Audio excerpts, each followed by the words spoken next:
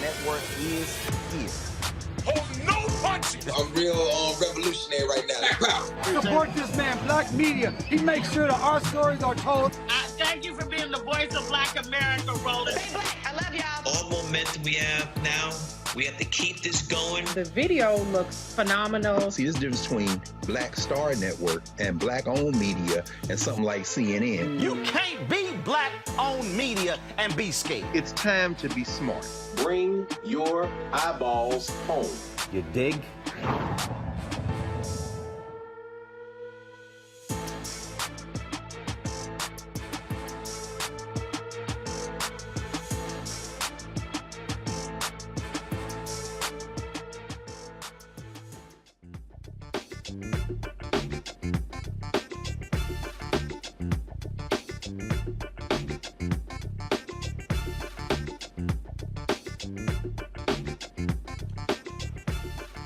Today is Wednesday, May 4th, 2022. Coming up on Roland Martin Unfiltered, streaming live on the Black Star Network. Donald Trump's endorsement of an Ohio candidate put him on the general election ballot. Also, Nina Turner gets blown out by Shontel Brown in a rematch in Ohio. We'll talk about what yesterday's Democratic primary in Ohio, well, Republican as well, means for the midterms in November, and also other states that we're looking out for. All right, folks, we're talking to more representatives from the Poor People's Campaign about the importance of voting as they are getting ready for next month's Moral March on Washington and to the polls. Descendants of slaves in southwestern Louisiana get a key victory, allowing their legal challenge to keep a $400 million grain elevator from being built on the Mississippi River, known as Cancer Alley. We'll talk to the co-founder of the Descendants Project, who is fighting to keep another company from creating more toxic waste in Black communities. Also, a lot of drama happening in the Southwestern Athletic Conference. The SWAC says that a Black-owned media company cannot negotiate with Pepsi or others for media rights. Also, the Florida A&M athletic director suddenly resigns. What's going on in the SWAC? It comes down to money. I'm going to break this thing down with Scotty, the host of Off Script, a YouTube channel. Also, police officer charged with Elijah McClain's death wants a judge to dismiss all of his charges because the chokehold isn't what killed Elijah. And Tennessee radio icon Bobby OJ passed away today. And folks, I've been waiting a long time to get this week's Tech Talk guest on the show, the creator of Hoop Triggerz. Y'all gonna trip when we break this thing down. It's time to bring the funk on Roland Martin Unfiltered on the Black Star Network. Let's go. He's got it. Whatever the miss, he's on it. Whatever it is, he's got the scoop, the fact, the find. And when it breaks, he's right on time and it's rolling. Best believe he's knowing. Putting it down from sports to news to politics. With entertainment just for kicks, he's rolling. It's on go, roll, y'all. It's Roland Martin, yeah. Rolling with Roland now.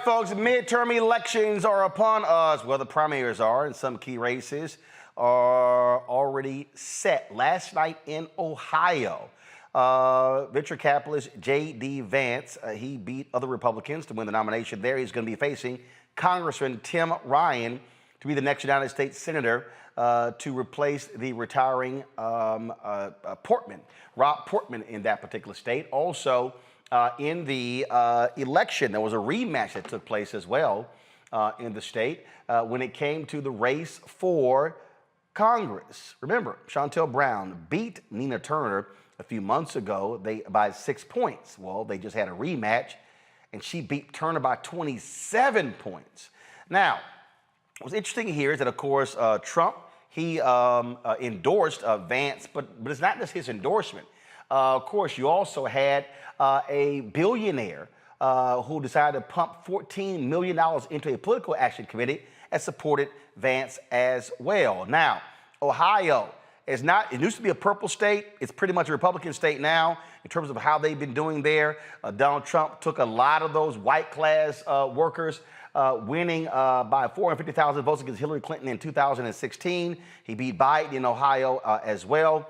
But the question is, what can Dems do? Do they have a shot in Ohio? And then we have other primaries coming up. We've got North Carolina, we've got Wisconsin, we've got Pennsylvania, we've got Georgia. All these different primaries are coming up, getting ready for the fall. Now, a big issue that's also the unknown, the impending Supreme Court decision when it comes to Roe v. Wade. Already commercials are dropping, or social media commercials are dropping, dealing with that issue, plus the Ohio race. And so I want to play some of those for you. Let's play the Midas Touch one first.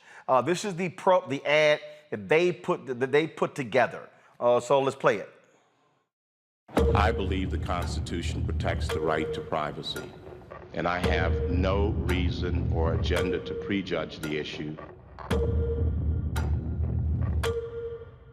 Roe versus Wade is an important precedent of the Supreme Court. It was decided in 1973. It has been challenged on a number of occasions, and the Supreme Court has reaffirmed the decision. When a decision is challenged and it is reaffirmed, that strengthens its value. Roe versus Wade, decided in 1973, is a precedent of the United States Supreme Court. It has been reaffirmed, so a good judge will consider it as precedent of the United States Supreme Court, worthy as treatment of precedent like any other. As a judge, it is an important precedent of the Supreme Court. By it, I mean Roe v. Wade and Planned Parenthood versus Casey. Been reaffirmed many times. Casey is precedent on precedent.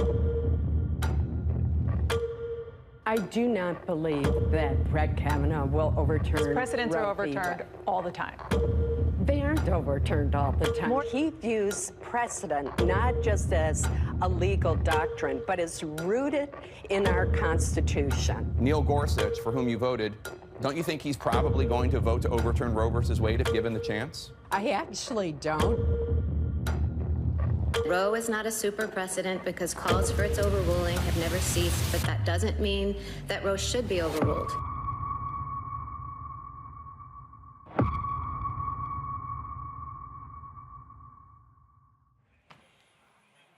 Now, that was the Midas Touch ad. Don Winslow, the book author, he has decided, first of all, he's retiring from writing, and he's focused all of his energy on producing videos to hit back at the GOP. This is what he has put together.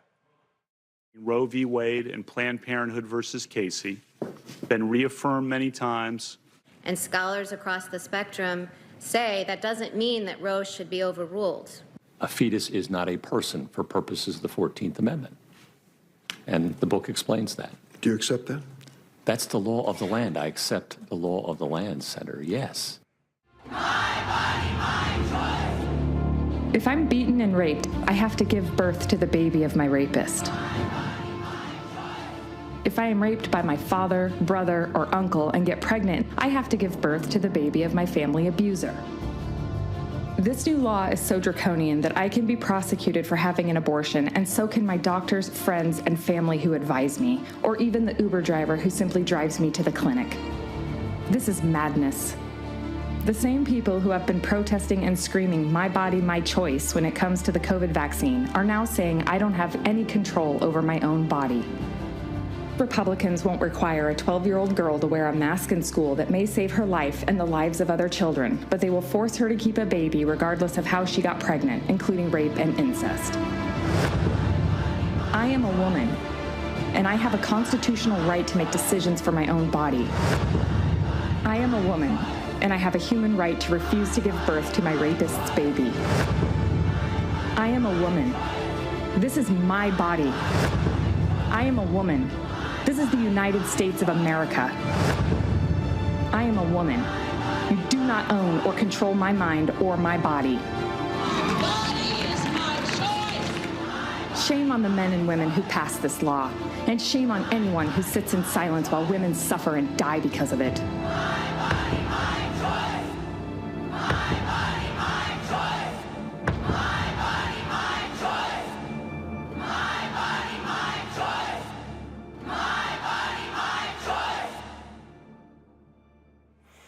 Now, those are, again, some of the videos that have already been put together when it comes to the issue of Roe v. Wade that is already circulating on social media.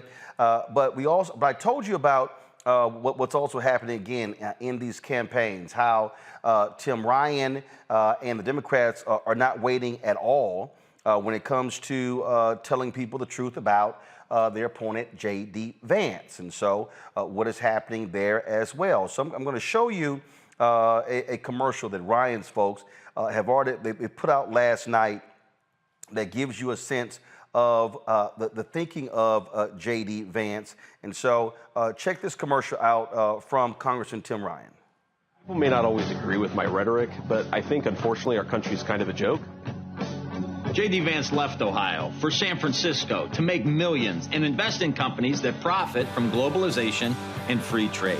He became a celebrity, CNN analyst, and a big hit at Washington cocktail parties. Now Vance says he feels out of place in Ohio, and he wants to represent you in the Senate? What a joke. I'm Tim Ryan, and I approve this message. Now, of course, Vance was one of those never Trumpers. And, you know, Trump said, oh, a lot of people said things about me when he endorsed him, but other people are saying, yeah, we're not going to quite let you guys forget what J.D. Vance had to say. I'm going to pull up in a second the Lincoln Project ad, so check this one out.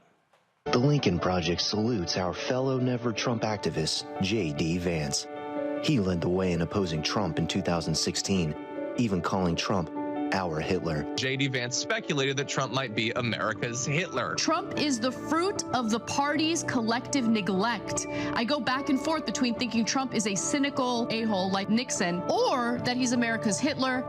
Are you a racist? J.D. joined John Kasich as the only major Republicans in Ohio to vote against Donald Trump in 2016, and he boldly told the truth about Trump voters. We are, whether we like it or not, the party of lower income, lower education white people. Trump is cultural heroin. Fellow Christians, everyone is watching us when we apologize for this man. J.D. Vance is a multimillionaire big tech banker with a degree from Yale, our kind of candidate. He gets it. J.D. Vance for Senate, the Lincoln Project candidate. Again, folks, you're already seeing in terms of how the framing is shaping up and what is going on here. But I am going to just show you, again, one more Lincoln Project ad before I go to my panel. Watch this. One person coming in from China. It's going to be just fine. We have it very well under control. My administration will take all necessary steps to safeguard our citizens from this threat. A lot of people think that goes away in April. I think it's going to work out fine. We have it very much under control. We're very close to a vaccine. Because of all we've done, the risk to the American people remains very low. 15 within a couple of days is going to be down to close to zero. One day, it's like a miracle. It will disappear. And this is their new hoax. Unfortunately, Unfortunately, one person passed away overnight. You take a solid flu vaccine, you don't think that would have an impact or much of an impact on corona? Anybody that needs a test gets a test. It will go away. Just stay calm. I don't take responsibility at all. It's something that we have tremendous control over. We're not going to let the cure be worse than the problem. I hope we can do this by Easter. The CDC is advising the use of non-medical cloth face covering, so it's voluntary. You don't have to do it. Just minutes after a Fox News report on the demonstrations, the president began tweeting, "Liberate Minnesota, liberate Michigan, and liberate Virginia." And I see the disinfectant where it knocks it out. Is there a way we can do something like that by injection inside? Or this is going to go away? This is going to go away without a vaccine. We have met the moment, and we have prevailed. Many of these people aren't very sick, but they still go down as a case. The virus is abating, dying out. The Chinese virus, Kung Flu, I have done a phenomenal job with it. The reason we have more cases than other countries is because our testing is so much. Kung Flu, I think that at some point that's going to sort of just disappear. We are likewise getting under control. We show cases, 99% of which are totally harmless. We want to get our schools open. Didn't listen to my experts. We have therapies and we have vaccines. You're losing a lot of lives by keeping things closed. So we're at about 135,000 and we'll be at somewhat higher than that by the time it ends. It will probably, unfortunately, get worse before it gets better. That's the way it is. That's the way it is. That's the way it is. That's the way it is. That's the way it is. The Lincoln Project. And of course, we have now crossed 1 million deaths from COVID. Let's go to our panel. A. Scott Bolden, former chair, National Bar Association Political Action Committee. He is, of course, attorney here in D.C. Robert Patillo, executive director of the Rainbow Push Coalition Peachtree Street Project out of Atlanta. Monique Presley, legal analyst and crisis manager here in D.C. All right, glad to have all three of you here. So let's get right to it. First of all, do any of you believe that this effort by Democrats, and we saw Hillary Clinton do this in 2016, we saw Joe Biden do it in 2020 to sort of try to separate Donald Trump from the rest of the Republican Party, when in fact he is the Republican Party. Do you think trying to make Trump the centerpiece or the target makes sense in the midterms? Who wants to go first? I'll take it. No, this is stupid. This is a losing strategy. This is how you lose campaigns.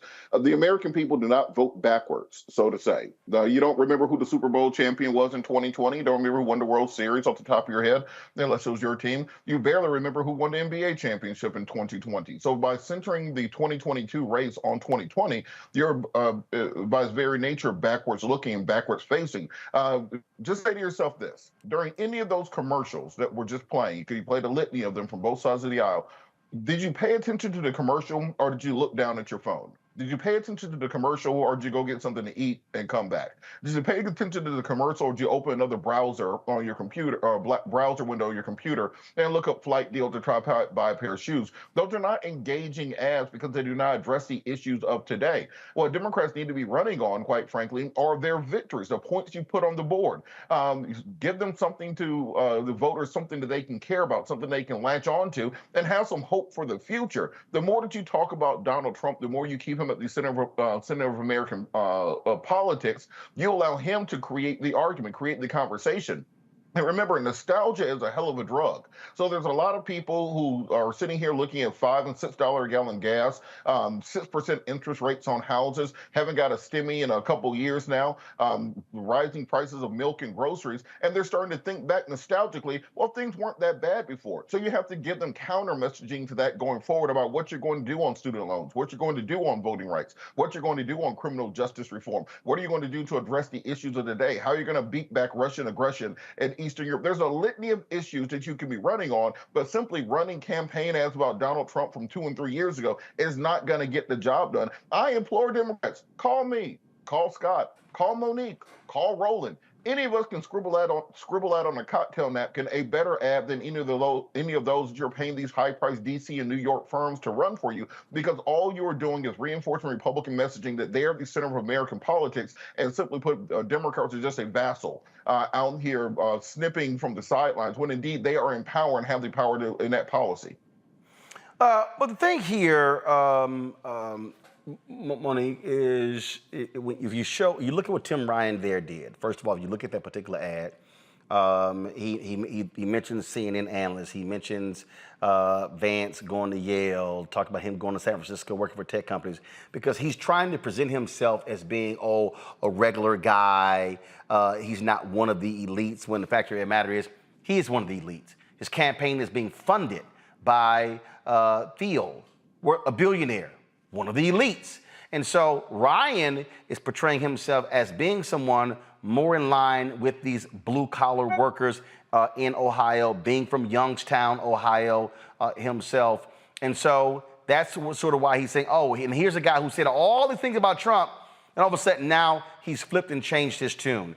Do you think that, along with other messaging, is a smart strategy for Tim Ryan?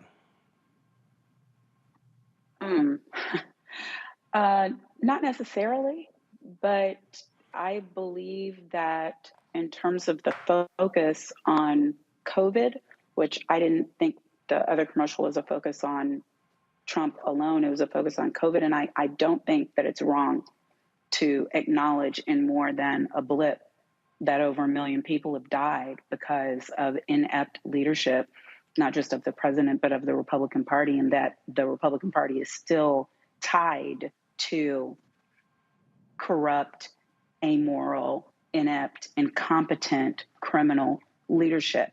I do think that matters, and I think that the 1 million families and communities connected to those families that are represented by the deaths do care about those things. Inside politics is what it is, and I think that people see through anyway, whether you're trying to say that you are not elite because one went to a fancy school and another one didn't. I think our politics is much more striated than that, and that it wouldn't matter if a person had been Harvard and Wharton School of Business and were declared to be a Trumpkin, they would still carry the day. They could be as elite as they could be, and it wouldn't matter because we are on sides. We are firmly planted on sides now, and I would hope that death, tragedy, etc., would move the needle, because if it doesn't, nothing can.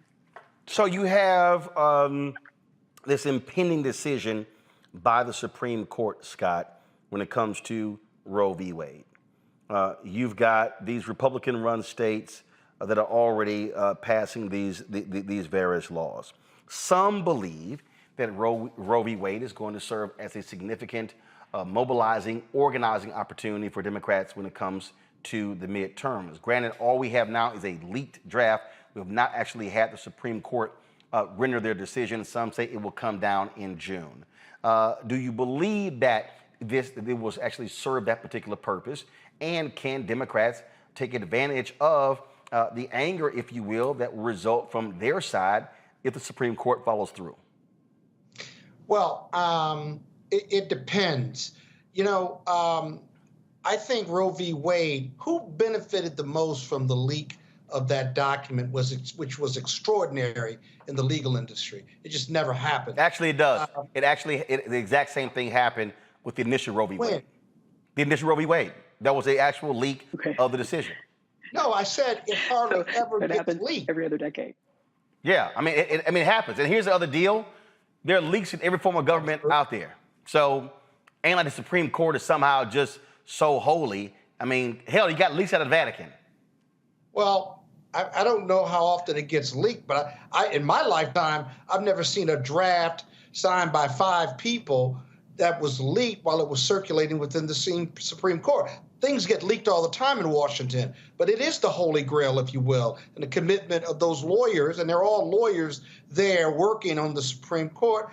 I do think that's extraordinary. It begs the question as to who benefits most. The Democrats are going to be mobilized now because they see the writing on the wall. The Republicans are going to be mobilized because they see hope on the wall. But again, I don't think that changes anything until the vote, until the actual opinion comes out, because that draft goes through a lot of changes. I do think this: if Roe v. Wade is not reversed when they've got the votes, it'll be something close to it, whereby they just allow the states to rule the way the states want to rule, and they delegate it to the states and stuff. And that's the end of Roe v. Wade anyway. But I think the Democrats, as I've often said, aren't going to lose the midterms because of an energized Republican base.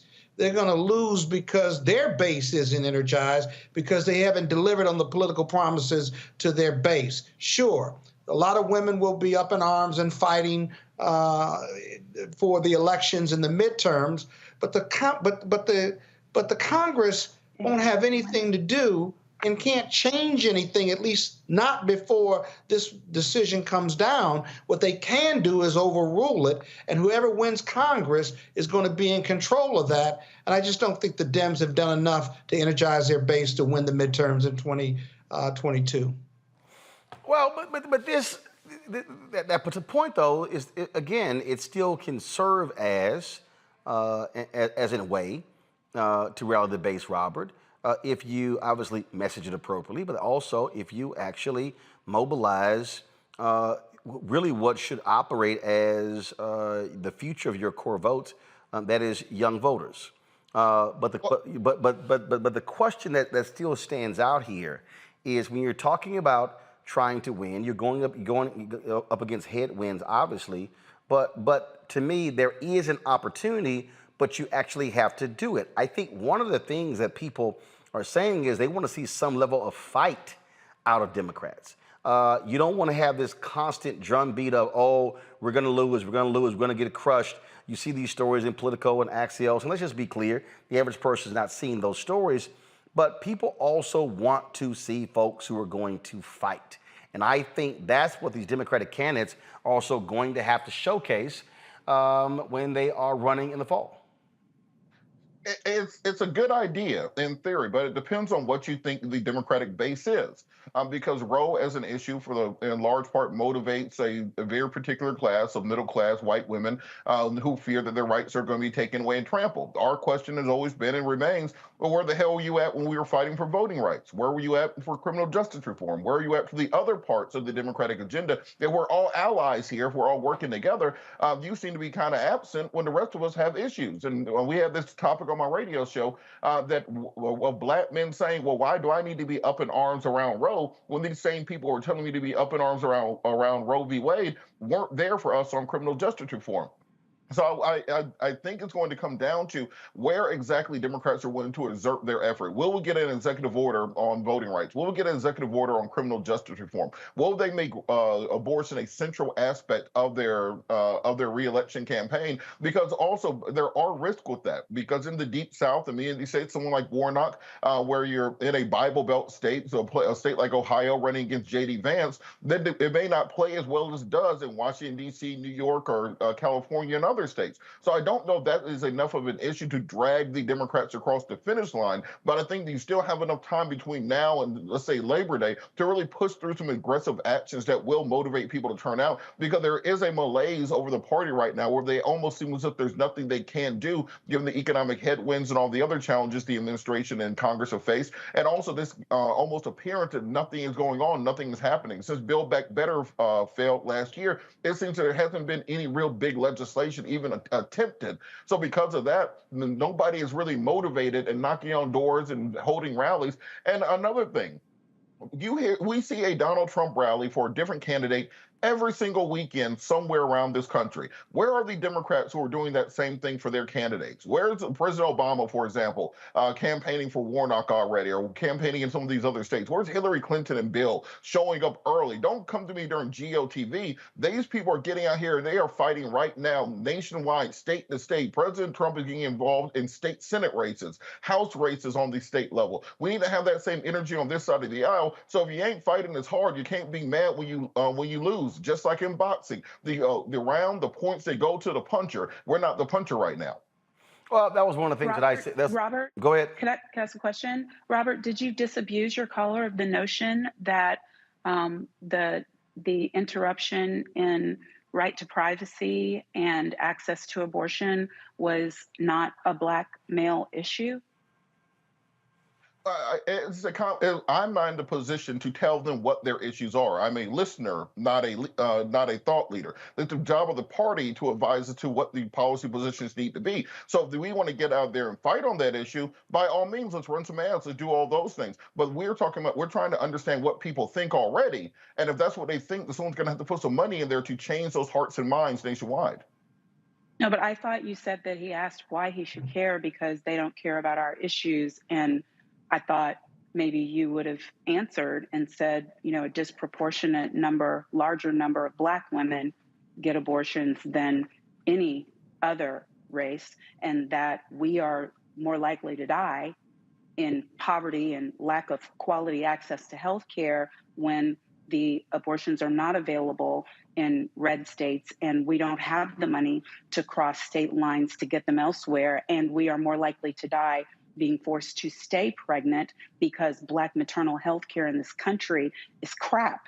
And the Black men who are not fathering these children and staying there to support them are the ones who are on the other side of these Black women who are largely single, over 20, have some education, living beneath the poverty line, and are choosing, after having multiple children, to have an abortion instead. So I would hope somebody would tell a Black man, it's your issue, it's your sister's issue, it's your daughter's issue, it's your mama's issue, it's your auntie's issue, it's the women you sleep with's issue, and it matters. Don't nobody have to give you nothing in return for it to matter. You ought care. And if y'all don't feel comfortable telling a Black man he ought to care, I sure do. Yeah, well, how can you paint such a broad brush against Black manhood and malehood by saying I'm just giving you numbers. I'm not painting a broad brush. I respect the Black men who are on this show, and I'm sure that Scott, hold on. Scott, hold on. Monique, Scott, hold on. Scott, hold on. Scott, hold on. Monique, hold on. Monique, finish your point. I'm going back to Scott. Listen, no one can hear or you over talking. Either one. So again, Monique finished, and I'm going to Scott. Scott, unless you're just a hit dog, hollering, don't take what I'm saying personal, because I am talking about numbers. I am talking about data. I am talking about facts. The women who get the majority of the abortions in this country. We are disproportionately represented. Black women. When I said we, I didn't say it because I'm one of the ones doing it. I'm 51 with 3 children. I'm not having any more, and I haven't been pregnant for almost 17 years, over 17 years. I'm saying we because I'm a Black woman, and it's an issue I care about as a Black woman because I got a Black daughter, I got Black sisters, I got Black cousins, and I know that the people who do it, I can send you the Washington Post data, I can send you the World Review population data, I can send you what was just released in The Guardian. These are all 2021, 2022 numbers. And the women, first largest percentage is Black, then Hispanic, and then white women, a third, right? A third white women. All those numbers are large, but I'm saying it's not young teen pregnancies. It's women over 20 years old in their later 20s with multiple children already who are single, who have some postgraduate education, and who are living at or close to the poverty line. Those are the numbers. Those are the numbers. I can give you the numbers on whether they're receiving child support or not. I can give you the numbers on whether the fathers are in their lives or not. And don't get me wrong. I understand the over-incarceration of the Black man that has led to the lack of availability. So don't get in your feelings about this. I am saying this should matter to our community. It should matter, period. Now, Scott. You gave her 2 shots rolling. I said, Scott, I said go. Stop whining about it and go. Scott, don't whine about it. Go. I'm not in my feelings. I take exception to what you said. And part of what you said was that Black men were impregnating Black women and leaving them to fend for themselves. And I think it's fundamentally unfair and offensive for you to paint a broad brush against all Black men. You're not having abortions. You got kids. I'm not having abortions. I got kids. But you cannot paint that brush. Monique, hold on. Monique, hold on. Of course, you're not going to let me finish. Scott, I said you're going to finish. You interrupted her. So I got this. Go. So I'm not in my feelings, but it's falsehood to say that with a broad brush that black women are impregnating black women and then leaving them to fend for themselves, whether they get an abortion or whether they have the kids. It's an unfair broad brush, and you as a black woman of all people shouldn't be painting that brush. Now there is a disproportionate ratio. You got to put ratio in there of black women who are getting abortions compared to white women. But it's a ratio. White women have more abortions total than black women and brown women. That's a fact, just a population number. So what you said could not be true. At the same time, I agree with everything else you said. I agree. You're a great voice for women issues and black issues and all those other things, right? But do not attack black men, because you cannot represent what you're saying, whether you meant it or not, because there are a lot of great black men out here, get women pregnant, become great fathers. Maybe they support, if they're going to get an abortion, they support black women in abortion. There's some that don't, but by far margin, since I am a black man, I can tell you those numbers that the Washington Post and white America puts up about black men, you ought not be repeating that. And that's what you did. Okay, listen, are you kidding me? You gonna preach to me about defending black men? I've defended more black men in the entirety of my legal career and crisis management career than every other person who is on this freaking platform. Don't go there with me. Don't go there. What I said to you is that we are disproportionately represented. Scott, are you she's talking. Again, you're not gonna, no one can hear either one of you. So, Scott, you finish, Monique talk, I'll come back to Scott. Go. I said that we are disproportionately represented. It was ratio. Maybe you didn't hear me. Obviously, there's more white women because there's more white women. But there is a smaller percentage of black women, and we have a higher ratio, higher disproportionate representation in the numbers. I said that those women are single. I didn't say that they were single, left by deadbeat dads. I acknowledge it for you. It may be over incarceration. They may be single because the man is dead. They may be single because he's in the streets. They may be single because it didn't work out. It doesn't matter. When I said that Roberts Caller needs to understand it's a black man issue, because when a black woman decides to keep a child or get an abortion, whether he's in the scene or not, and we're doing it by higher numbers, it matters. It should matter. Whether he is interested in having the child or not, it should matter. Whether he is interested in paying child support or not, it should matter. Whether he is in the home or not, it should matter. It is affecting a large number of black women and thereby black families. And when we lose access to affordable health care, to include abortion, it matters to our community. This is not a white woman issue. Efforts to paint it as one, because it's not voting rights, because it's not George Floyd Justice and Policing Act, are false. They are in error. We are dying. We are going to die in higher numbers if we do not have safe access to medical care to make decisions for our bodies. And then you know what they're going to do? We're going to have the babies, and they're going to turn around and call us welfare moms. And they're not going to want to pay for WIC programs. And they're not going to want to make sure that our children are cared for in foster care. And they're not going to want to increase access to adoption centers. And our children are the last ones to get adopted as well. And then our community is going to be mad about white people adopting black babies. And if you don't see how we lose in every single part of this scenario, I can't help you. But this issue, I didn't disagree with this all of draft that. decision, this is our issue. This is our issue. I never said it wasn't our issue. I disagree. I disagree with how you painted black men. Now, you can say whatever you want to say. Men, no matter how many times you say it. I don't disagree with you there. Paint black just men. spoke out of turn and you got checked, and now I'm done with it. I'm done with it. And Roland, this is why I say this is a bad electoral year issue for Democrats. Because this is pretty much what happened on my show when we talked about it. That it kind of descends into this back and forth very quickly, regardless of what the kind of context around it is. So when you're trying to mobilize for midterm elections, you can't be splintering your base on issues. You have to be running on issues that have broad support, where you're not going to start arguments within your own party. The argument has to be of the other side of the aisle. This is why I'm saying that it has to be a coalition coming together, because I had another caller say, well, are they going to address child support at the same time they're addressing abortion? Women get mad when you say that. However, for a big population of Black men, they say, well, if we're going to be addressing family planning and so on and so forth, we need to address that at the same time. This is why it's a bad electoral year issue for Democrats. I don't think that it actually benefits them going into the midterms.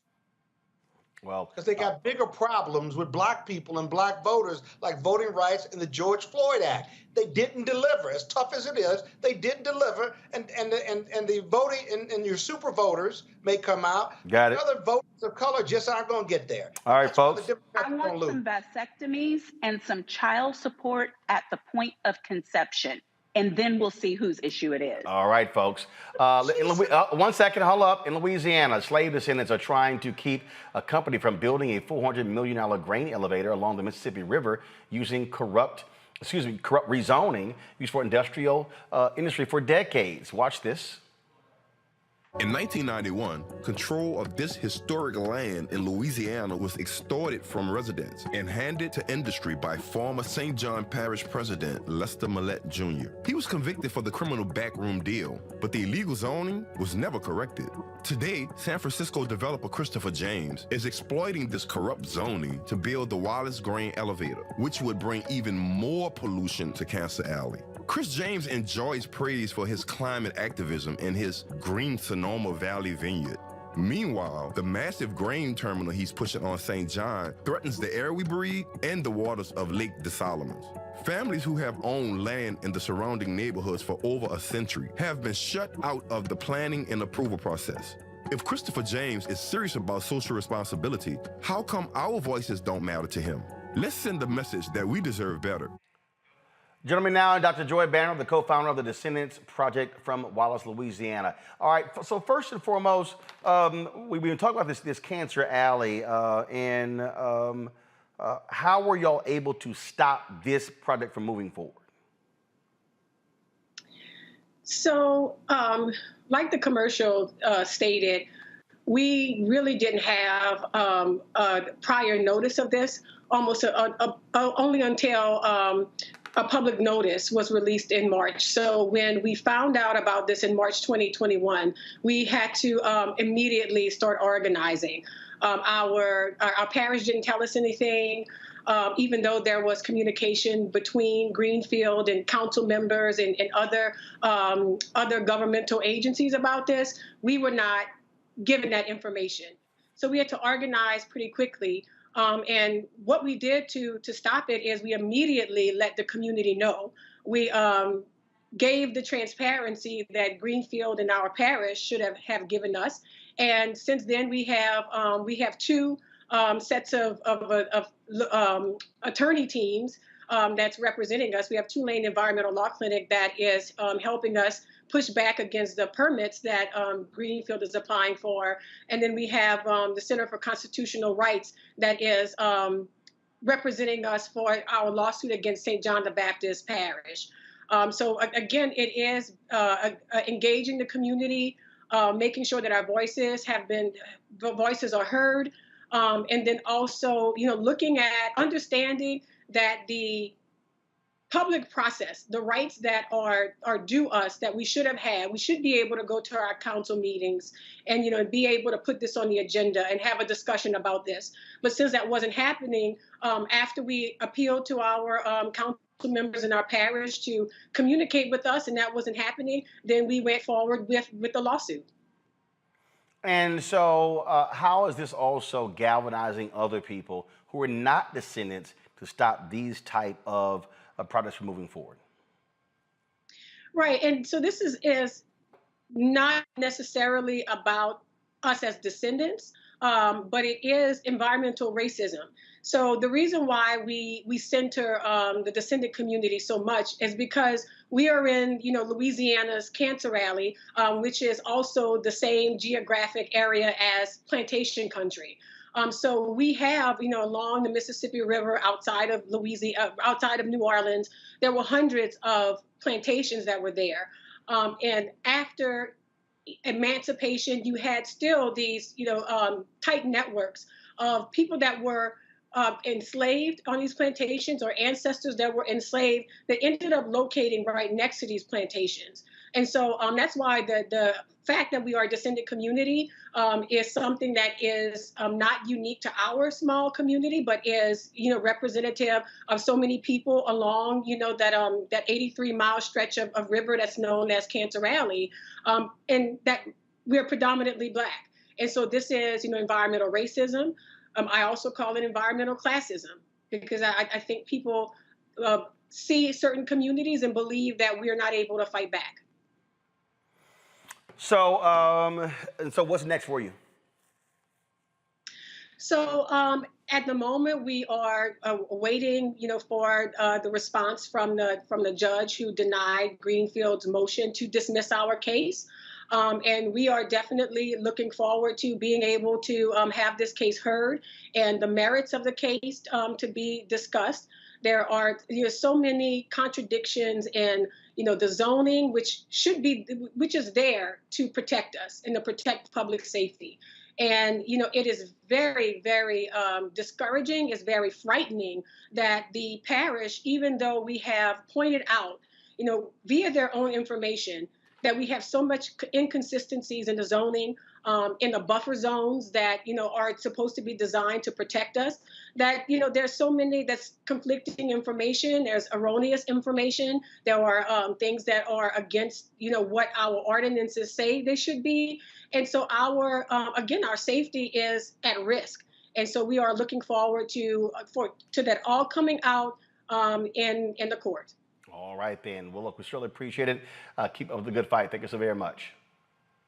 Thank you. All right, this issue, folks, is the type of issue the Poor People's Campaign has been working on for quite some time. In fact, Reverend William Barber and others have actually been there to Louisiana's Cancer Alley dealing with this issue. On June 18th, the Poor People's Campaign and low-wage workers are going to actually be in D.C. for their Moral March, addressing this issue and so many others. Joining us now is a member of the Apache Stronghold community fighting to protect their holy land. And also joining us is Reverend Liz Theo-Harris, co-convener of the Poor People's Campaign. So I want to thank both of you here. Is Vanessa Nosey? Vanessa Nosey, glad to have you here, Vanessa. Yes. And Reverend Liz Theo-Harris, glad to have you as well. Vanessa, what you just heard there is similar to the battle that y'all are engaged in and others, that like here you are fighting and battling, and you're not getting lots of media attention. You're not getting lots of broad coverage, but these things still matter to affected people. Yes, definitely. The indigenous people here being the first people of this nation, and yet have been disregarded on their spirituality, and also being at the forefront fighting for the environmental injustice that is going to affect everyone as a whole, no matter what race you are or what religion you believe in. And Liz, again, when we talk about what's happening there in Louisiana's Cancer Alley, was happening on these various reservations. Here are people, MSNBC, ABC, NBC, CBS, these networks, they're not there. They're not actually covering these stories on a daily basis, so it's hard to gain traction. And so you need to have mobilized and organized forces like the Poor People's Campaign to be able to raise these issues to the national consciousness. No, that's exactly right. I mean, and you have powerful heroes and heroines, fighting these battles, whether it's in Oak Flat with the Apache Stronghold, or whether it's Rise Up St. James in Cancer Alley, and these amazing, grassroots efforts of people impacted who, are declaring that victory is going to be mine, and keeping on organizing, keeping on coming back, and these especially powerful women leaders, but poor and impacted folk, making sure that the nation and the world pays attention to the pain, but also the power coming out of these communities. Indeed. And Vanessa, when you talk about this battle that y'all are in, how long have you been waging this battle? Well, for me, as an Indigenous person, I was raised that we've been fighting this from the first breath we take. We are people that weren't supposed to survive. We're supposed to be extinct. And so our battle has continued from the day that we've been born. And with the Resolution Copper and the Oak Flat issue, we've been fighting that for over 20 years. And it's been, at the very beginning, yes, it was a religious fight for the Apache people to protect a holy site, but it became a state of Arizona fight. Then it became a United States fight. Now it's international, because if my religion is at stake, and that means everyone's religion is at stake. And if they continue to destroy our natural resources, we won't have a world to live in. And we as Indigenous people think 7 generations ahead. And what kind of world are we going to leave our future generations? My great-grandchildren's, yours, this whole world. Nothing's going to be left to survive on if these corporations and the United States government continue to have the mindset of profit and not the well-being of our people. And Liz, the copper mine that she's speaking of, again, that was impacted by policymakers, elected officials. I'm always trying to connect the dots for our audience to understand that not voting then empowers somebody who does vote, and what they did in this case could happen again if you got the wrong person who's in office. That's exactly right. I mean, John McCain, puts in this sneaks it into policy, but it has the potential and possibility of being undone, right? I mean, they can immediately, Congress has the power right now to save Oak Flat. And so it is that our votes matter. It is that our organizing matters and our voices matter. And so, that's why we in the Poor People's Campaign are continuing to enlarge this electorate of poor and low income people, calling out to candidates and to elected officials that, 1/3 of this electorate in these United States, are poor and low income people. And we need to hear about the issues and demands and priorities of people in the elections. And then we need to see people who are willing to actually pass the kinds of policies that people need and are demanding, like saving Oak Flat, like regulating Cancer Alley, like passing a child tax credit, and lifting up families in West Virginia and Alabama and Pennsylvania and all across the country. Questions from our panel? Monique, you're first. No, I don't have one. I'm just wondering what we can do to support.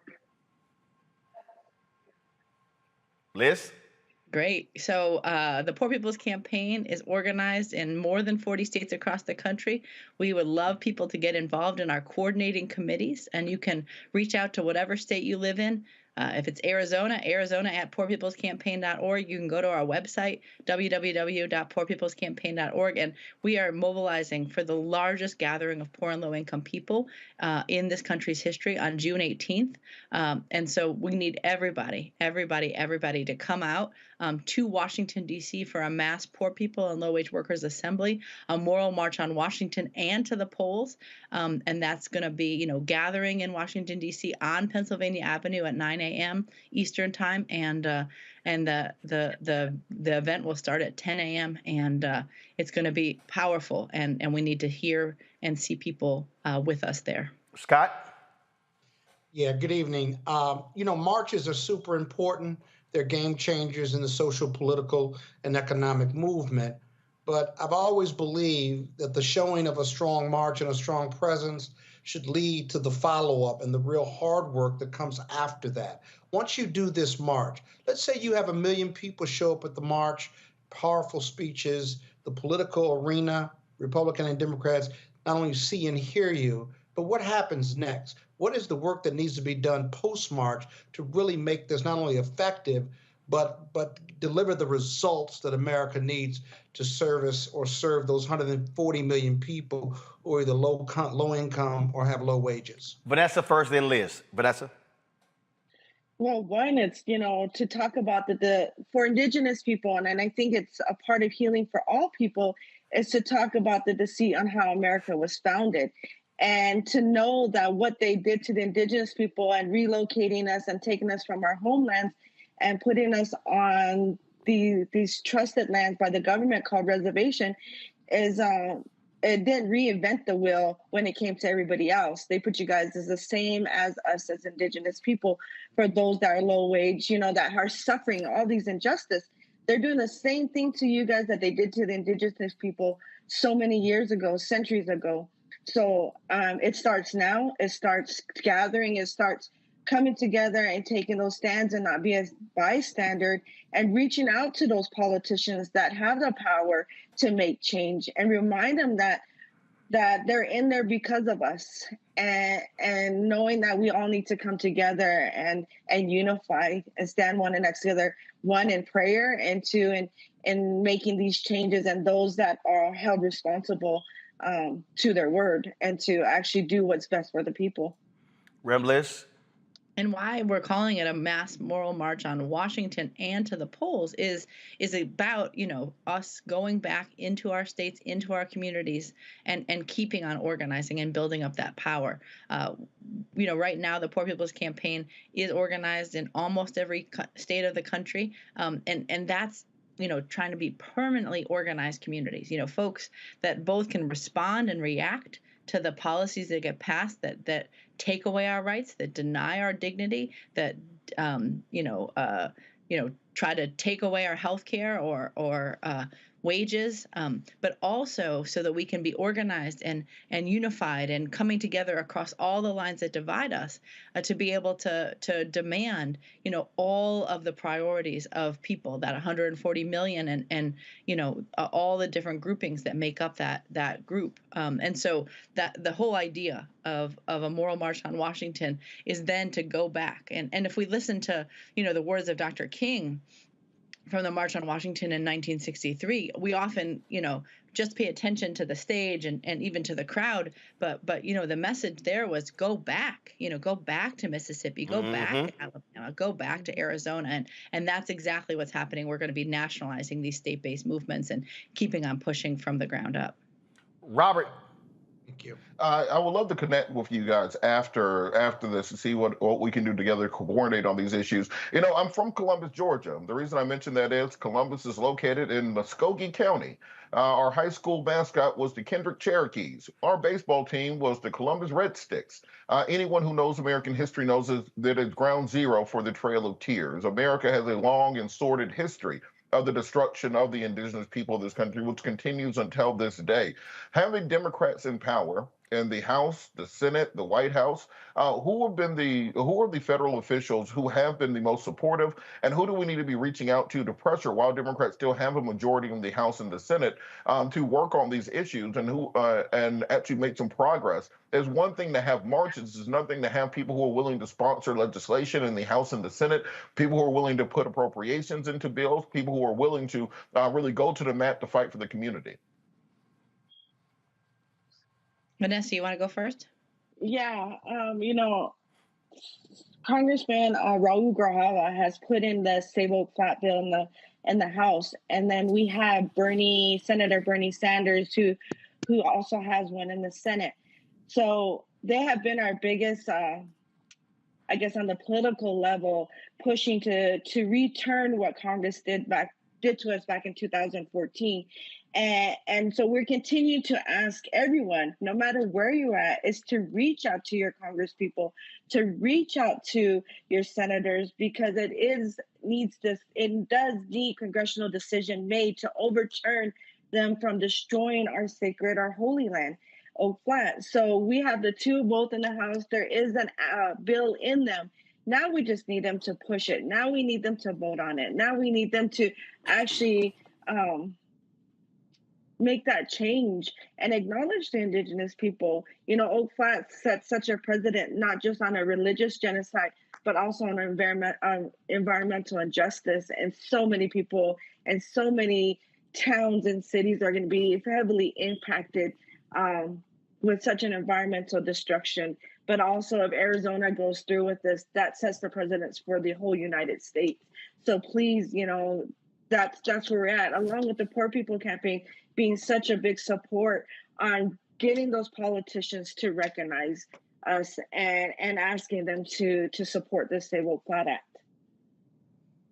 And what as a whole across the states the Poor People's Campaign has done is indeed worked with different Congress people to introduce a resolution. We have a third Reconstruction resolution fully addressing poverty and low wages from the bottom up. That was introduced in this congressional session, and it's about trying to win more and more of our Congress people around the needs and priorities of the 140 million. We have demands around Oak Flat in there, but around voting rights, around many of the policies and legislative suggestions that could really address things. I mean, we have been trying to push everyone in the House, in the Senate, in the White House, but especially focusing on Congress, to protect and expand voting rights, to pass and extend a child tax credit and invest economically in our children and our elders, in healthcare, to have climate resilient jobs. And we've seen Manchin and Sinema and a whole bunch of Republicans blocking all of the things that actually the vast majority of Americans are wanting. And so we've been trying to keep up that pressure. And now we will keep on, in these midterms, making sure that candidates know how important it is to actually pass policies that lift from the bottom so everybody can rise.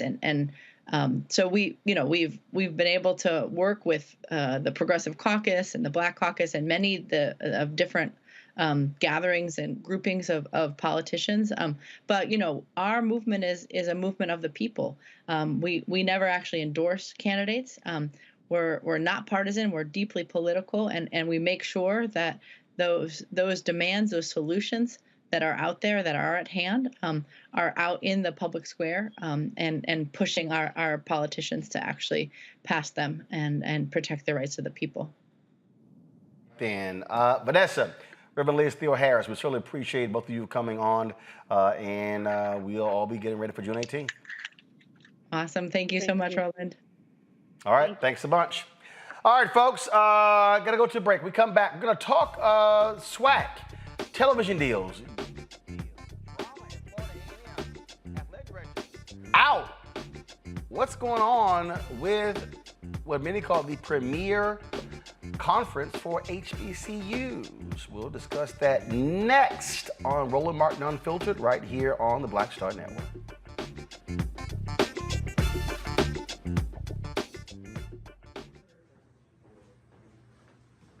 We welcome you to the launch of the Mass Poor People's Low Wage Assembly and Moral March on Washington, D.C., June 18, 2022. We are a new, unsettling force, and we are powerful. New, unsettling force, and we are here. We're rising up to demonstrate the compelling power that we, poor and low-income people, have to reconstruct society from the bottom up. And we need to do it with the loudest voices possible, the biggest actions possible. Because we know that there is no scarcity in this land. The only scarcity is the moral will to do what's right. Hold on, just a little while longer. We are those with sub-minimum wage jobs who can't afford sky-high rent. People with disabilities are the fastest growing minority group. It's crazy to me that in 2021, it's still legal for workplaces to pay a sub-minimum wage to people with disabilities. There are still so much trial and tribulations that we go through as Indigenous people. We can't get a decent wage to sustain ourselves, nor can we get adequate housing. Veterans across this nation say enough is enough. We can't pat essential workers on the back on one day and then cut their health care the next day.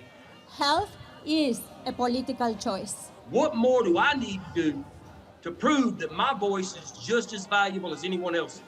There are still forces in denial that would try to slow walk our transition to a clean economy and a just future for us all. We have an immoral system run by immoral people.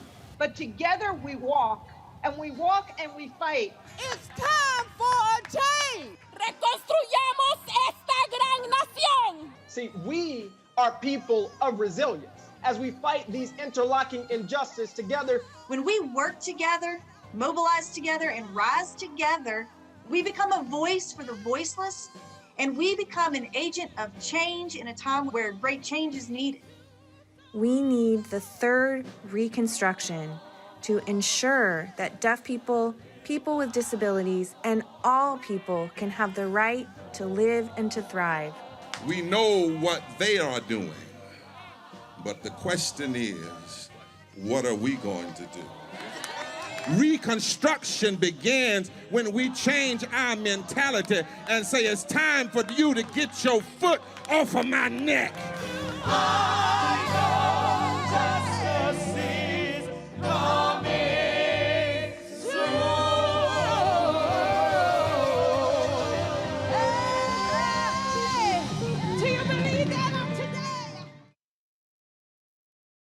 So do me a favor and think for 1 second about your mother. What comes to mind? Probably too many things to comprehend right now. Our moms, whether they're with us or not, are still probably the most impactful person in our lives. On the next A Balanced Life with Dr. Jackie, a tribute to our mothers. You won't want to miss it here on Black Star Network. Hey, I'm Deion Cole from Blackish. Hey, I'm Arnez J. Black TV does matter, dang it. Hey, what's up, y'all? It's your boy Jacob Lattimore, and you're now watching Roland Martin right now. Stay woke.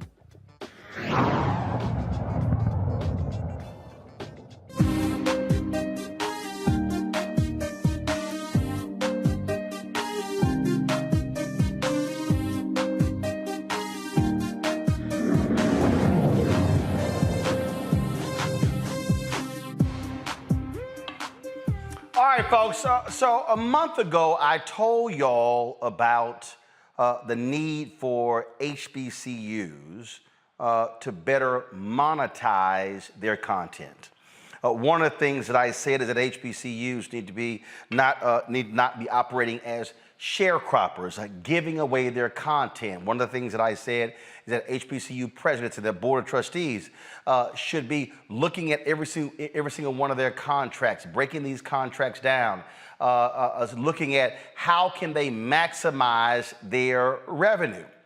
And so one of the things that's been happening is we've had lots of conversations with regards to the Southwest Athletic Conference, and we talked about a month ago announcing a deal with Byron Allen's HBCU Go with regards to airing SWAC games, but we haven't got any details on what that contract is, which is sort of weird because if you look at the other major conferences out there, not even the major conferences, the mid-major conferences, whenever they sign new television rights deals, they announce the terms, how much they're getting, things along those lines. But also what has been happening when we've seen this, we've also seen this back and forth, and we've seen some drama at Florida A&M, which recently joined the SWAC conference, announcing their athletic director was resigning abruptly, and allegations, whispers coming out that, he had signed deals without university knowledge with regards to with a black-owned media company, Urban Edge Networks. Full disclosure, Urban Edge Networks handles the third-party sales for us at the Black Star Network. And so we want to talk about this here. And one of the folks who's really been breaking this thing down is Scotty, host of Off Script. Of course, you see his YouTube show. Folks, you check it out. He's there daily. He joins us now from Atlanta.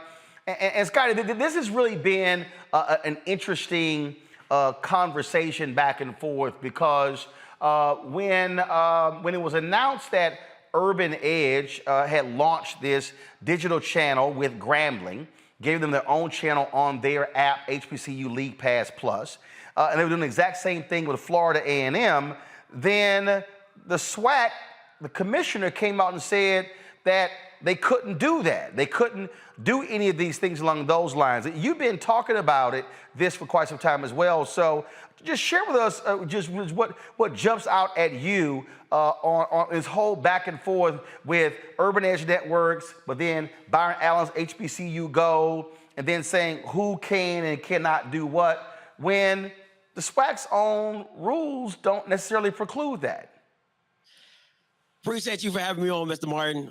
Big fan. But you're absolutely right. It's a lot of back and forth going on between FAMU, SWAC office, and other HBCUs. But the biggest thing to me is that there's no clarity in whatever the commissioner's saying or what he isn't saying about the actual media deals that ESPN has for exclusivity for the SWAC games. And then on top of that, the secondary rights that these other companies can come in and they can promote and they can sponsor games and do that thing and do those as well. So let's hold right there. So the SWAC has a deal with ESPN to air SWAC games. As I said, normally, when we look at these announcements, normally we see a big press release where the conferences tout this 5 or 7 year agreement. Has the SWAC ever done that? Do we even know how long and how much the SWAC gets from this ESPN deal? Negative. I haven't seen a deal. I haven't seen a number. I've always heard the terms of how long it can be. It's usually a 5-year deal, but there's usually no numbers. Any research I've done does not include numbers on what ESPN is actually paying the SWAC. It's probably the most secretive deal that I've ever seen when it comes to TV media deals in a conference in hand. And here's a perfect example, okay? So this is July 24th, 2018. This is an ESPN press release. ESPN extends agreement with Big South Conference, will become exclusive media holder through comprehensive rights deal. And when you see this, it says in here how long the deal is, how many games they're talking about, all those different things. Now, in their deal, it doesn't say exactly how much, in the press release, it doesn't say how much the deal is worth.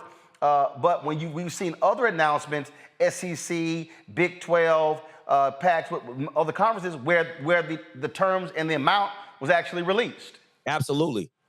But when it comes to the SWAC, it's hush. It's mum, when you're asking about it, or a lot of schools probably haven't even seen their contracts to even know their percentage of what they're getting back. They were just now getting payouts recently from what the SWAC conference has brought in as a whole. So the TV deal isn't to the extent of where they're paying out their members to a high level extent, to where you're getting, your Texas A&M grads and SEC getting millions upon dollars. Well, the SWAC they're not necessarily looking for millions, but they're looking for something. And for having a school to get $15,000 or $20,000 payout for 12 people, I mean, that's like tax return money. It shouldn't be happening to a premier program of HBCU football. And so let's talk here about, when we begin to talk about in terms of when you say what's going on here. So there was this sort of back and forth between the SWAC when Urban Edge Networks announced they were doing this Grambling channel and this Florida A&M channel. So walk us through that. So the back and forth is this. So when it started, you had FAMU's AD simply saying that they made the announcement. They had a press release saying that, hey, we have now signed with Urban Edge Network, HBCU Leagues Pass. You can catch our games. Then maybe about three weeks to a month later, you hear that the HBCU Go deal is in process or in works with Byron Allen to cover all media content within the SWAC.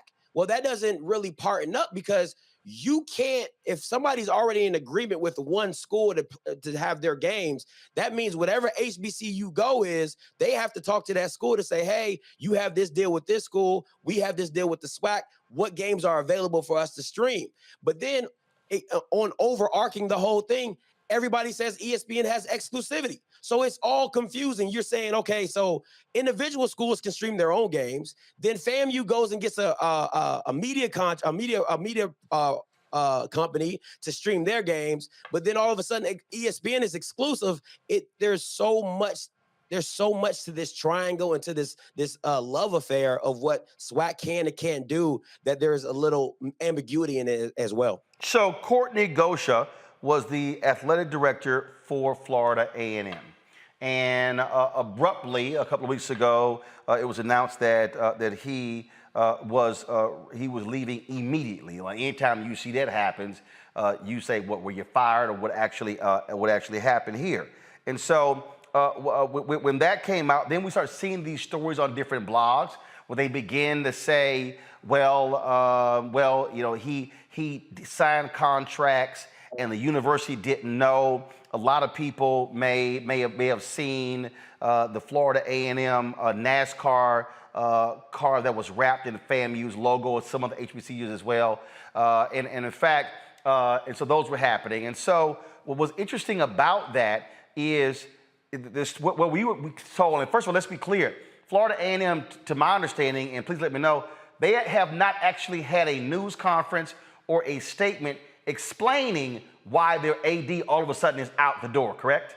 Negative. They have not had an official statement or official press conference, but on the same token, you know, this is the reason, the documents in the contract was supposed to be the reason why he is being let go, to say he didn't have the authority and he overstepped his bounds to do so. But clearly in this contract, you can see at the top, on your top right, is that's the FAMU president. Underneath of him is the former AD Gaucher, and then the VP of admin. And then next to that, you see Peak Sports Management, which made the deal with FAMU to have the rights to license their image, and that's when you see them on the NASCAR and things like that, because that's really where Urban Edge partnered with. Where right here is with Peak Sports. So they didn't have to go through FAMU to do anything. They partnered with Peak. They gave Peak gave Urban Edge the license to do that, and then that's when you have the deal come about. So I'm gonna walk onto the TV over here. So again, all of the talk that you've heard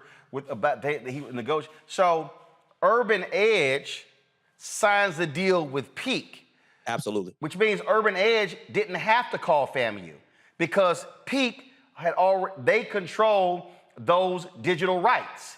Now you have a collegiate licensing. They actually have signed a deal with numerous HBCUs where they handle the licensing deals as well. So you don't actually have. So if collegiate license, if they handle, they already have that. You don't even have to go to the schools. You go to the company that already has a licensing deal. My understanding is that Peak Sports handles the streaming rights for Florida A&M. Absolutely. And the contract that you have on the screen right now is what we're talking about. You see Larry Robinson, you see Courtney Gaucher, you see Allen Robinson, you see all these entities that have to approve this deal to Peak Sports to even have the say-so to even give their rights over to Urban Edge to allow them to do so. Now, for the people who, again, who are unaware and who don't quite understand, collegiate licensing, that's actually controlled by WME, which is one of the major talent agencies. And every single one of these HBCUs pays them, based upon my reporting, $6,800 a month for licensing. Well, the question is, how much are these HBCUs getting back? Meaning, when you see your HBCU on a cup, on that NASCAR, when you see them on all sorts, that's licensing fees.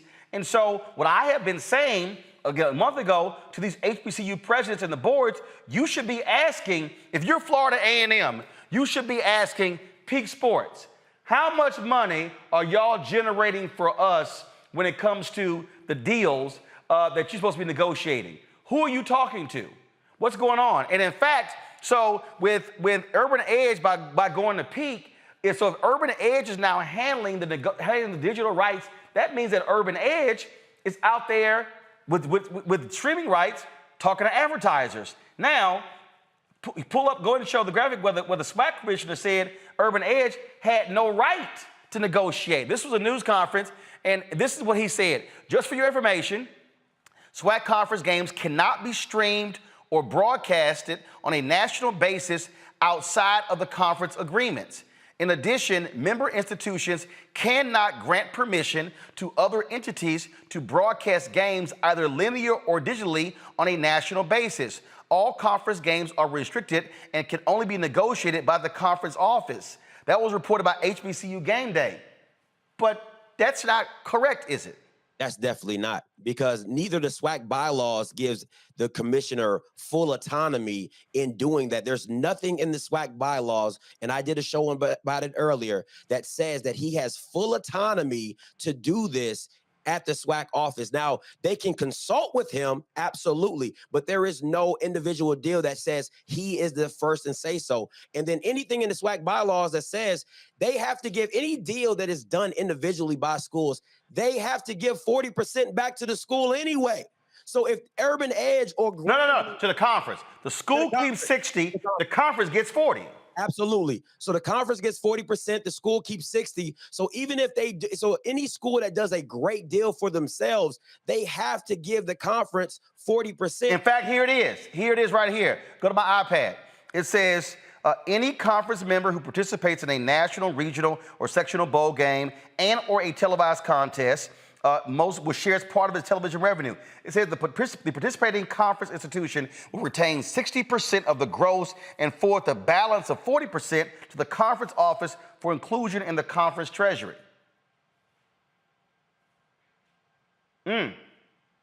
That's sort of confusing there, Scotty. I just don't understand how the commissioner continually stops or tries to hinder individual media contracts when the money comes back to him regardless. So if FAMU goes out and signs a major publication or a major media deal, which they did with Urban Edge, and they come back and Urban Edge says, hey, we can give you 10 million, we can give you 5 million, we can give you 4 million a year. Well, 40% of that has to go back to the SWAC conference anyway. So the commissioner looks good regardless, because now he's able to help his members out who aren't as able to get a deal like a FAMU, a Jackson State, a Southern, a Grambling, that don't have those big names, and you're still able to pass out money to the lower levels, the lower member institutions who don't have that fanfare as the top blue bloods of your conference. Now, isn't there a company that handles the streaming rights for Southern University? Yes, I believe they are Peak Sports, but the thing with them is they're just a platform that likes to. They're just a platform that just holds it for them. They don't really do. Ooh, that's wrong. Sorry, guys. They're just a platform that does it from what it is and what it's not. So they just hold it. They don't really stream it for them. So this is why, and I'm gonna pull the panel in because I got 3 lawyers, so I'm sure they've got some lawyerly questions here. But what jumps out at me is, so when you pull up the statement from the SWAC commissioner about games being broadcast where they can't be broadcast. All right, there you go. Now, he said conference games cannot be streamed or broadcast on a national basis outside of the conference agreements. But that's not true, because you can literally go right now and see SWAC games on YouTube, on Facebook. Those are national platforms. Absolutely. And so if the individual institutions, and here's the other deal. So based upon this statement, what this says is that the schools don't have any right to negotiate the second window when right now Southern has their game streamed with an outside entity. Florida A&M as well. It goes deeper than that, Mr. And in fact, just add one more. The Texas Longhorns, when they were in the Big 12, they had a deal with the Big 12, but they were able to negotiate their own network with ESPN outside of the football games, which meant that they put all their other sports on the Texas Longhorn network that had nothing to do with the Big 12 contract. Football television contract. Absolutely. So now you're getting into the nuances of what everybody's trying to say, like what you can and can't do. Well, Alcorn is showing their games on their website.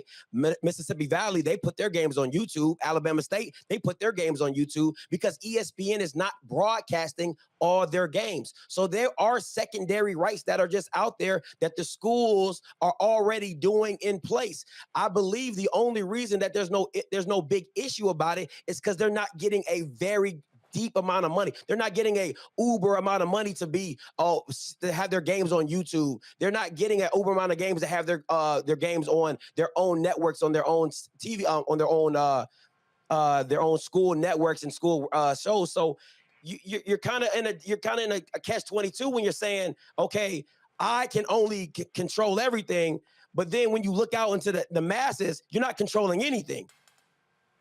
I'm gonna bring in Monique, Robert, and Scott here, and this comes down to me, Robert, about the money. And what I keep arguing, what I keep saying, what I have been saying to the various HBCUs, to presidents, they should be looking over every single contract and saying, who are we giving our rights to? Who's controlling our likeness? How much are we making? The SWAC commissioner announced last year was the first time they actually had disbursement. They had been losing money. Here's my whole deal. If you have opportunities to actually, if you're the university, to take your content and to create your own channel, and then, perfect example, when I went to Grambling, Robert, Grambling has a channel on HBCU League Pack Plus. Guess what? Grambling should have been carrying my speech on their channel. They should be looking at everything on their campus as content. That's what they should be doing. Robert, go ahead.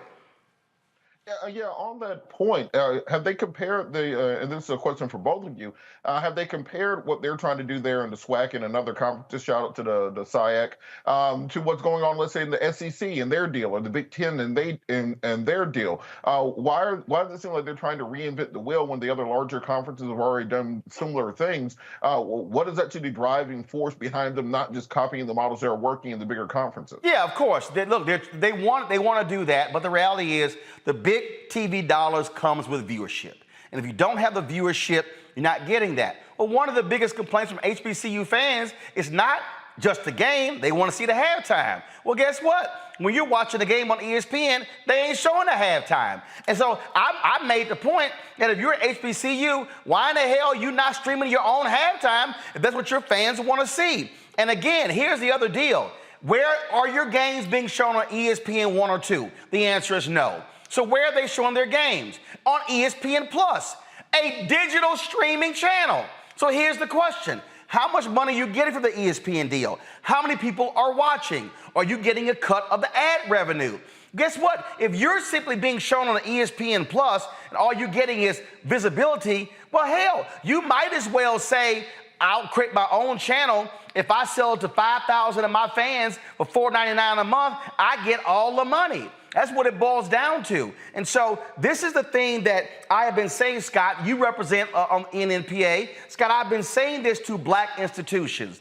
We have got to begin to operate differently. We often talk about how we don't have this, we don't have that. But Scott, part of this deal also is our black institutions are not negotiating properly when it comes to the value of our content. And then if somebody offers us small money, it's like, well, that's all we can get. No, you can get more. So that's why I said, in terms of, okay, I don't know what the Byron Allen deal is with HBCU Go. Okay, is it $1 million a year? Well, guess what? If it's $1 million a year, listen to it, if it's $1 million a year, you got, what, 12 SWAC schools, Scotty?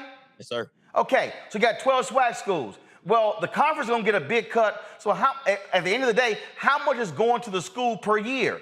What, $60,000, $70,000, $80,000 per school? That ain't a lot of money. And so what? You're saying that they're going to show all of the SWAC games? You're giving all your content away? Again, it sort of boggles the mind. I just keep saying we've got to be smarter when it comes to how we monetize blackness. Scott, go ahead. Well, it's a little bit more complicated than that. I've listened to this conversation. No, it ain't that complicated. Yeah, it really is. It really isn't. Yeah, it really is, Roland. So, for example, knowing your value. I agree with you that institutions, black institutions, have to know their value. But what's the review? What's the relevant review of your value is viewership and whether people are willing to pay or not. Only in terms of televising games. I'm speaking, when I say value, I'm speaking of games, I'm speaking of licensing, I'm speaking of revenue that you're generating when it comes to your name and likeness. I'm saying review all of that because based upon my conversations with various HBCUs, a lot of them don't even know who the hell representing them. Okay, well, you're right. I don't disagree that they need to be looking at all of that. But at the same time, knowing your value and your viewership, are you arguing that we're not looking at it, or are you arguing that we're not valuing our goodwill and our product enough to be paid a market value? I'm saying both. I'm arguing both. And what I'm saying is this here. It comes down to the numbers, and that is this. If I strike a deal, and this I don't know whether it's ESPN or Byron Allen's HBCU Go, I don't care who it is. And if I, as the school, if this entity has all of my games, not just my football games, all of my basketball, all of my volleyball, all of my baseball, all of my golf, all of my sports, I then got to say, well, wait a minute, how much am I getting overall to get, you get all of my content? And I'm saying this here, if I'm getting the school $75,000 or $80,000 for all of that, hell, I should be able to go out and create my own channel and make 100, 150 grand, 200 grand my damn self. But maybe your market value doesn't have a return mark at 80,000 or 200,000. Actually, it does, Scott. Scott, all it takes is this, Scott. Know that? Scott, I do. Scott, I do know it. Scott, I do know it. Scott, baseball game. Scott, this is very simple, Scott. If I created, no, Scott, follow me here. No, Scott, I just want you to see the numbers, Scott, because see, that's what it boils down to. If I create, if I have an entity, and I'm sitting here, and I look at my particular entity, and I go, okay, well, hold up, I got my games. And if I just go, let's just say I have 1,000 fans. 1,000 fans, okay, who decide to stream to my own channel. 1,000 fans, okay? That's it. Out of my entire base, if those 1,000 fans say, I want to see Grambling content, Florida A&M content, everything for $5 a month, I'm making 60 grand. Right. Hold on, wait, Scott. Just on subscriptions. What I'm comparing is, if I got a deal over here where I'm getting 80 and y'all getting all my stuff, and I can create my own and I'm getting 60, I got a better shot of building my own base to make more money. I agree with you. Now, let me tell you what's going to happen when you do that. When you walk away from SWAC or HBCU League Pass, hold on, if you walk away from them, not walk away, but when you do it on your own, right, and you're right, and you start making a lot of money, right, if you put up the statement of the SWAC president or the executive director, because that's important. He's not wrong about what he's saying. What he's wrong about and what he's not speaking about is the enforceability of those contractual rights that he espoused on. Is he willing to enforce them? But it's not costing him money. Hold on. And the monies are at a lower level on YouTube and people doing it on their own, and they're not really making a lot of money at it. No, see, Scott, you stepping. That statement's not a lie. He's just not enforcing it. Scott, you stepping into some areas that you don't know about. That's not true. Follow me here, Scott. Scott, let me just go ahead and put it like this here.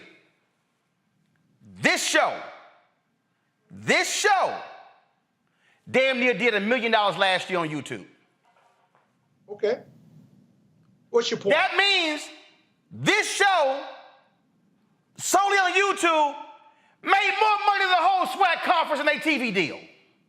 Well, they need you to be the AD for all of those historical black colleges. But Scott, entrepreneurship. And by the way, if you made $1 million on YouTube, you need to start paying me and Monique. No, guess what? Guess what? The expenses.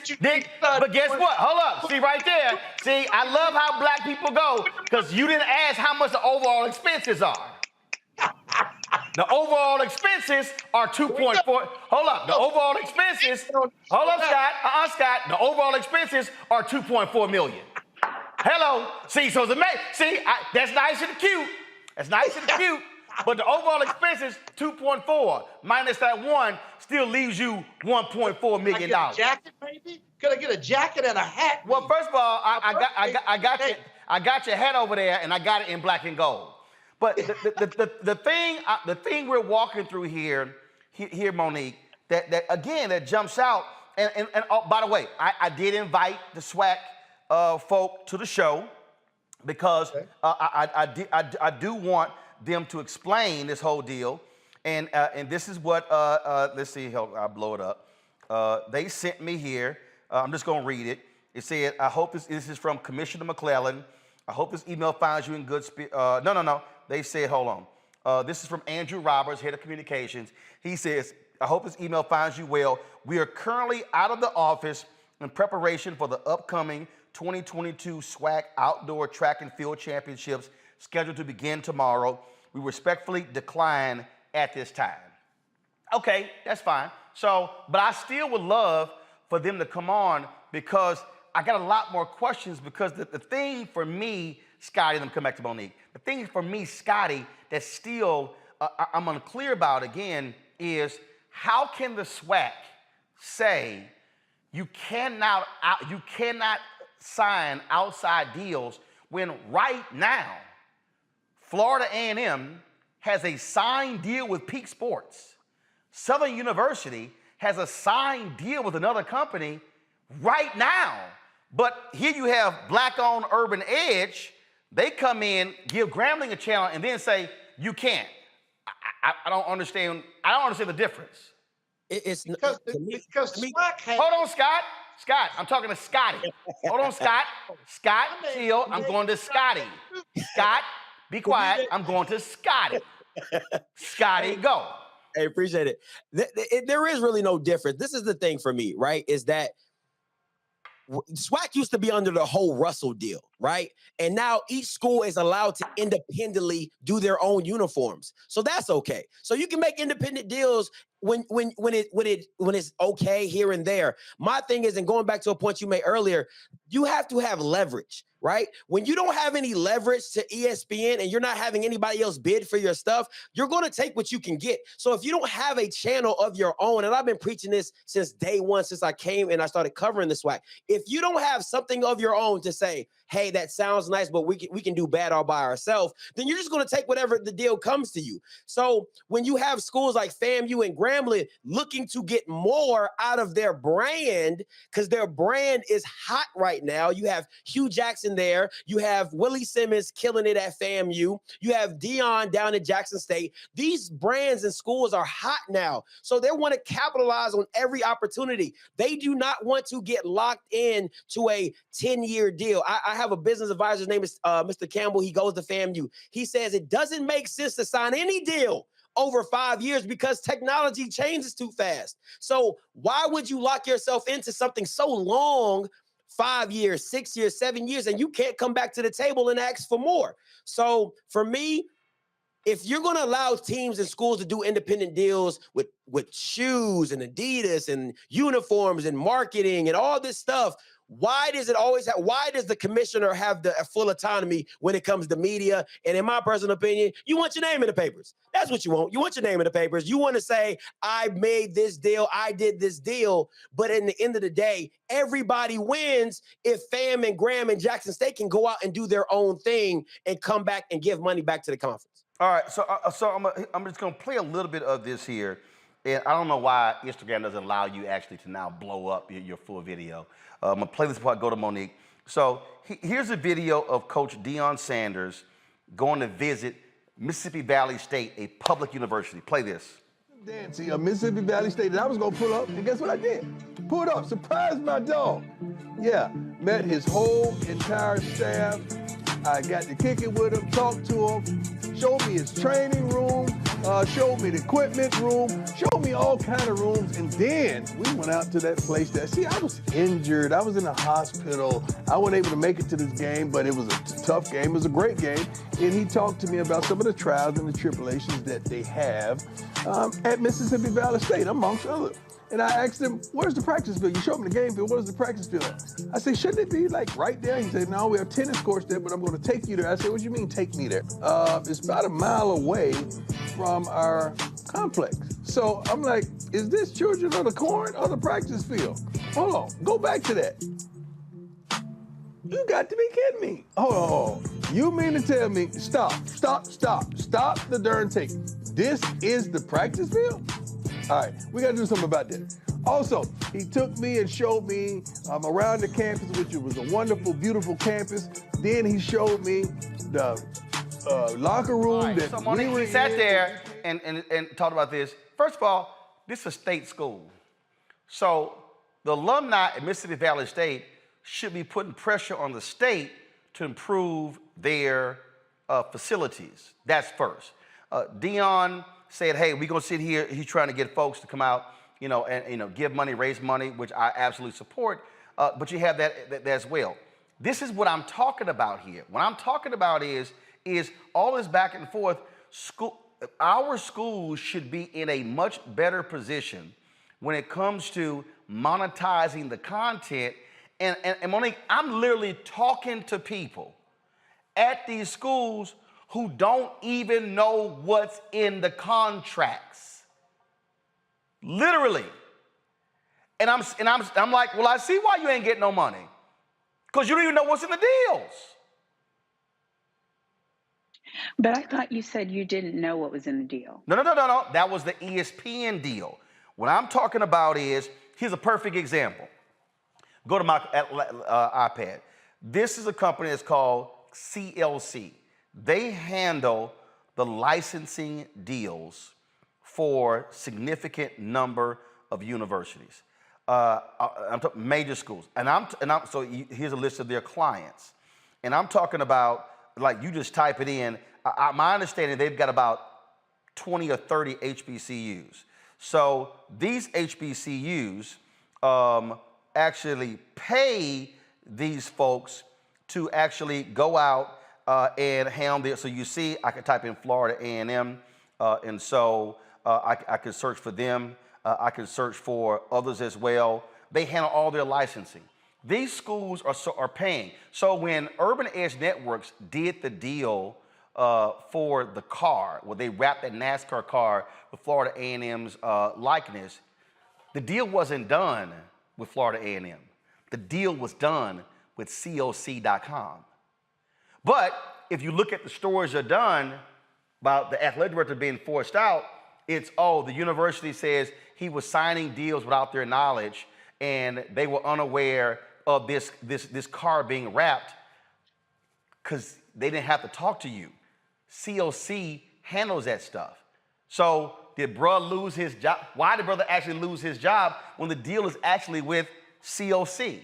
That's what I'm talking. I'm like, literally, that was some of the stories. And I'm like, wait a minute. He don't handle licensing. This entity that the university signed to do, and it's the craziest thing in the world. Right, but I wasn't tracking. Or were you taking issue with the HBCU Go TV deal? No. What I'm saying, first of all, what I'm asking is, how much is the HBCU Go deal? How much does each university we don't know get? What the deal is worth. No, hold up. Hold up. I'm gonna finish it. How much does each university get out of the deal? And why is the SWAC commissioner saying schools cannot go cut their own deals when they currently are? But why all of a sudden, when it's Grambling in their channel with this black-owned media company, they can't? It's totally confusing. And Scotty has called other schools. I've reached out, and no one has actually seen the deal. And these are state institutions. Right. So it's like, well, I mean, no one meaning maybe their lawyers have seen it and they're saying to their people, none of your business. Well, first of all, first of all, I don't know nothing. First of all, as a state institution, you can't say none of your business because it's public information. I'm saying as a lawyer, I'd be telling them the deal's not unwrapped because it's effective fall 22 season, right? Scotty, correct me if I'm wrong, the SWAC announced the deal, correct? With the HBCU. But it's effective fall 22 to 23 season. Yeah, but they've announced the deal, which means when you announce it, you signed it. Go ahead, Scotty. So it's That's a little catchy because it was a press. I'm coming back to you, Monique. Just hold on. Scotty, go ahead. There's a press release for HBCU Go, but there's nothing confirmed that they have gone with the deal. But what they have signed is a previous ESPN deal, and that deal, most people at institutions have not read the ESPN contract that they currently have with the SWAC. That's the problem that I have. Nor have the numbers came out, Miss Monique, nor have they read or understand the terms of the money being divvied through the contract. That's fine. Okay, that's fine. But those are, we're dealing in a few different issues. As of March, whatever that date was, when I tried to do my homework to know what I'm talking about the SWAC, the commissioner was on the press release that announced and confirmed the deal. The deal is effective fall 22-23 season. Because we haven't seen the deal, what we don't know is whether it is now the case for the 12 members that they have agreed to exclusivity and they don't have any other rights with respect to any other deals. Now, what I was asking Roland, because to me this is relevant, is if we have a problem with this Black people and Black people deal in which they get more exposure together than they would on their own, because I just believe, even if I had 1,000 followers of my own, I have on some platforms a lot more than that.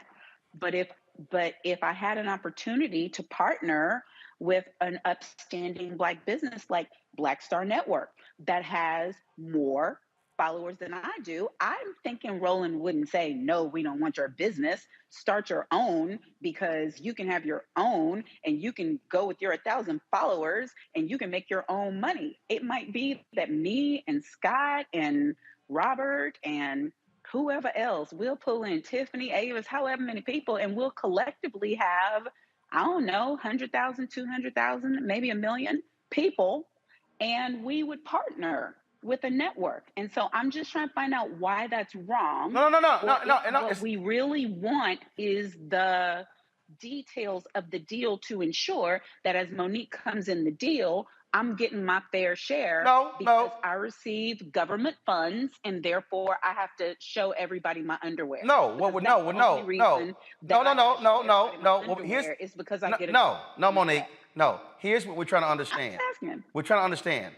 How does ESPN supposedly have exclusivity, but then you've done a deal with HBCU Go, but then you say, but Urban Edge Networks can't do a deal when literally your own rules don't preclude member institutions from having their own channels. The second thing is, how does the SWAC control all of a university's content and all of their sports? I'm making the comparison, Scotty, to, again, the Texas Longhorns. The television deal for their football games was with the Big 12. The Big 12 didn't even show all of their games. One of their games, which an irrelevant game, was placed on the Longhorn Network, but they put basketball games and others. So the thing here that we're also asking is, again, what does the schools, what rights do they have, and how are they conflicting with the conference? But the conference is claiming, and you showed it, the conference says we control all athletic games when that's actually not the case. Scotty, go ahead. My thing is, how can you make a contract with exclusivity with all 12 schools when another school is in another contract? That contract can't even go through because you're promising something that you can't bargain on because you haven't talked to Grambling to even see what Urban Edge won't sponsor. So you can't have all exclusivity or all secondary rights because you haven't even talked to Grambling to say, hey, this is the games we want to have. And then how is HBCU Go ain't national? Like, who over here talking about let's go on HBCU? HBCU Go and Urban Edge Network are literally in the same boat. Nobody was checking for HBCU Go. Nobody's checking for Urban Edge Network. So the mere fact that one is even placed more other, that has nothing to do with anything. To me, it goes back to saying, how can a commissioner say, oh, I'm doing this deal because I want to deal with HBCU Go, when Gramblin's saying, no, we don't want that deal because we want to go with Urban Edge Network. And then also, Ms. Monique, is this. If you've already been pushed around by your conference in another deal, you're like, yo, I'm not getting nothing from this deal. Why would I think you're going to do me a better deal when it comes back around the second time? You got me once. I'm good. You're not getting me again. So Grambling says, I'm going to take it in my own hands, and I'm going to do something that I feel is beneficial for us. Now,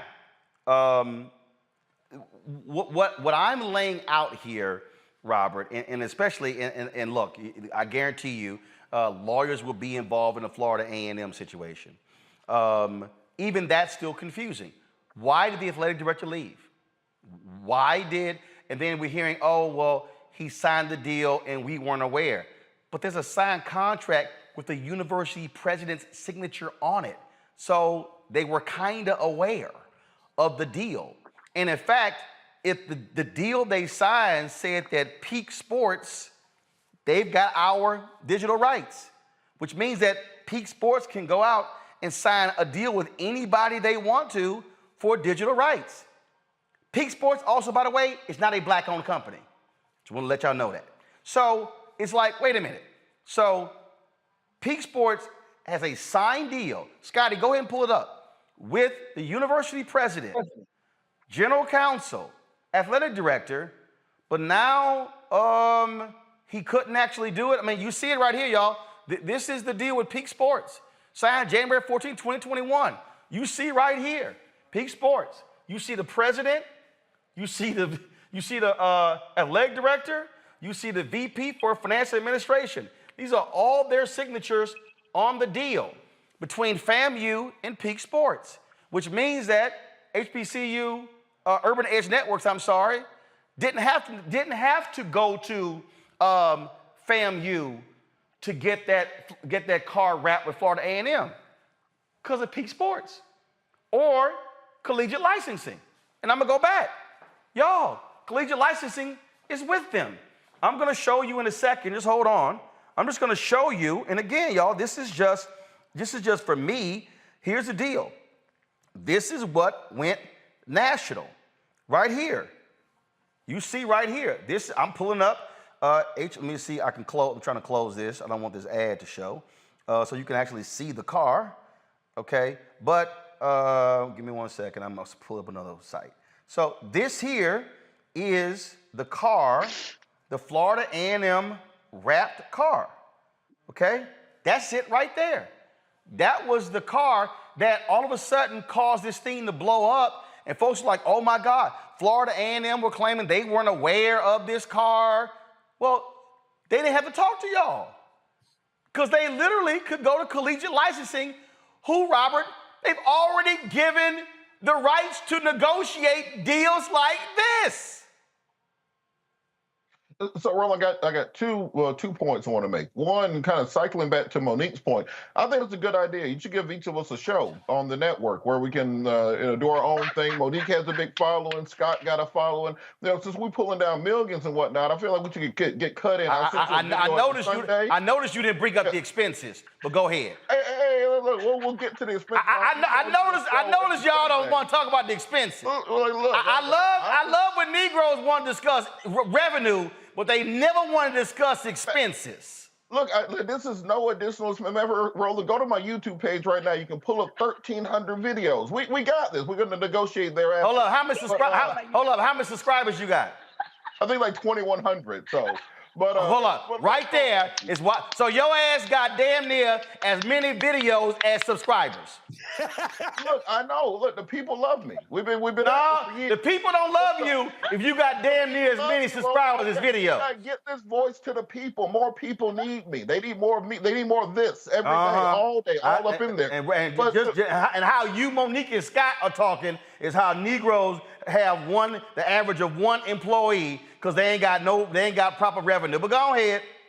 My other question is, how, under your plan, how would this affect the smaller schools? Because it's one thing for FAMU or for Southern, some of the larger schools, but what about the small schools? It's in the not. conference? How would it affect them? Again, this is what we are using the examples of the other conferences, and Scott will speak to this, and that is the television rights deals that other conferences sign are conference deals.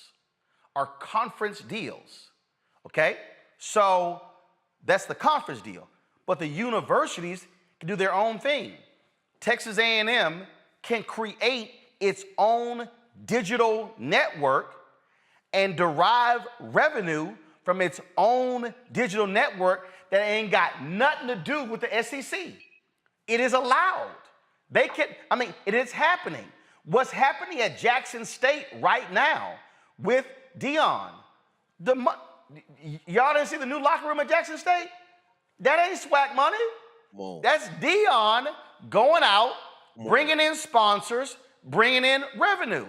Jackson State ain't sharing that money with Arkansas Pine Bluff or with Southern or Texas Southern University or Grambling or Bethune-Cookman or Florida A&M and the rest of them. And so you as a listen, okay, here's a perfect example. Scotty, pull that quote back up from the SWAC conference. Since you want, I'm gonna show you what I'm talking about. SWAC conference games cannot be streamed or broadcast on a national basis outside of the conference agreements. Okay, answer this. Well, how has Southern and Grambling negotiated their own TV deal since the 70s for the Bayou Classic? The Bayou Classic. What does the conference agreement say? That's how. We're lawyers. No. So I'm going to be responsible and say, I have wait. Again, I'm reading this. Go back to the quote, pull it up. It says, all conference games are restricted and can only be negotiated by the conference office. I know. Which means they give their okay. No, Monique. Not they give their okay. That the conference says only be negotiated. That's not given okay. That statement. That's what negotiated means. No. That statement means that the SWAC negotiates the TV deal. That means when they negotiated the Bayou Classic or whatever they did, that the SWAC said, boom, because they got their take and they were good with it. No, that's not what that says. It has to be approved by, that is, Robert, help me. And you can beg for Robert's help you can beg for Robert's help all you want to, but I'm not begging for his help. I'm just looking for a cosign, thinking that the male energy would assist. No, it ain't got. I'm telling you what the money shows. And say it again, Robert. I think Monique's correct on this one. But here's the deal: SWAC bylaws. All SWAC bylaws say it is y'all negotiate y'all stuff. We get 60. Y'all keep 60. We get 40. But there seems to be an issue with the FAMU Grambling channels, which what they did. They're doing the exact same thing. And so this is where the money that they're not getting a part of. Huh? We see exactly, it's too much money they're not getting a part of. Who is they? They don't like the deal for whatever reason. No, who is they? They don't like the deal. No, who is they? They don't like the deal. What deal? I'm saying that the SWAC is saying we get to give our imprimatur. We get to say okay or not okay. Actually, they don't. They do not. That's what I'm trying to explain to you. They are saying that they get to give their okay. They are saying that there is nothing outside of the agreements and that they have to negotiate it. Now, if I'm show me in their bylaws where they have to give the okay. If I'm responsible, I would love for somebody to show me some damn bylaws right now. Well, Google it. I'd be more informed as I'm guessing about this. Well, Google it. I am saying, listen, I've used my phone till I had to turn it into a light. I've researched like I'm a freaking first-year law clerk tonight. Well, to keep up with this you ain't researched deep enough because the bottom line is here. The bylaws do not. I'm in charge. The bylaws don't give them the right. If I'm in charge of negotiating your multi-million-dollar years that you're having with Roland Martin Unfiltered and the Black Star Network, then other than giving a show to Robert and to Scott and to me, I would just stamp it and say, your discretion, you do whatever it is you see best. But that would still be me being in charge of the negotiating. But you ain't negotiating nothing. Spirit. Okay. You ain't negotiating nothing. Hold on, Monique. See, you can't go from giving okay to I'm negotiating. Hell, giving okay ain't negotiating. Negotiating is you sitting your ass down, hammering the deal out. You sitting here, that's negotiating. Just simply saying, hey, we good. They ain't negotiating. Hell, look, if that's what y'all call negotiating, I ain't hiring you. I am authoring somebody else to do it. No, the reason why we're trying to explain it is because clients do it with us all the time. The client is negotiating, but through Robert, through me, through Scott, through whomever. And the client did negotiate, but they named someone to do it for them. I am saying that the conference we're guessing, we're having a whole exploratory segment about this because we don't have no documents and it's making me itch. But which is part of the damn problem. And Monique, the schools don't have the documents. Rolling, real quick. Scotty, hold up, Monique, hold that point. Scotty, go ahead. Real quick. Monique, hold that point. Scotty, go ahead. I want to help Miss Monique out just a little bit. So the Florida Classic is owned by the schools. The Florida Classic between Bethune and FAMU, the conference has nothing to do with that. And those two are SWAC schools now. They're SWAC schools. The State Fair Classic is not, it cannot be televised because of the promoter who they have to deal with. They don't even show that game on television. Hold up, wait. That's Prairie View and Grambling, two SWAC schools. Go ahead. Southern Heritage Classic. The Dion trying to get out that deal because a promoter negotiated with the two schools. So you're picking and choosing what you decide that you have full autonomy on what you're negotiating. Sustained. And it has to be. Those sound like pre-existing contracts with grandfather clauses that are now being honored. That's all it sounds like. People are enforcing things that pre-existed, and I don't blame Prime. Prime is going to be Prime. No, well, first of all, he's not sharing his money. No, he's not sharing his shine. No. See, you're making a mistake. You're making a mistake because you saying it's Prime. Prime works for Jackson State. Jackson State's a member of it. And he's bringing the money to Jackson State. Hold on. Jackson State is a member of the SWAC conference. And now, and no, not now. They've been a member for a long damn time. They ain't new. He knew. What I am saying is the agreements regarding the games that were just mentioned existed prior to those schools becoming a part of SWAC. No, you're wrong. So I think no, stop. Listen. No. Monique, stop. Monique, stop. You're wrong. Florida A&M and Bethune-Cookman, they are new to the SWAC. Jackson State is not. I'm not talking about them. Who are you talking about? Jackson State, Grambling, and Southern ain't new. I was talking about the contracts that were negotiated. No. You said the school. No, that's not what you said. You said no. I said pre-existing contracts. You said the school. You said schools. Whatever.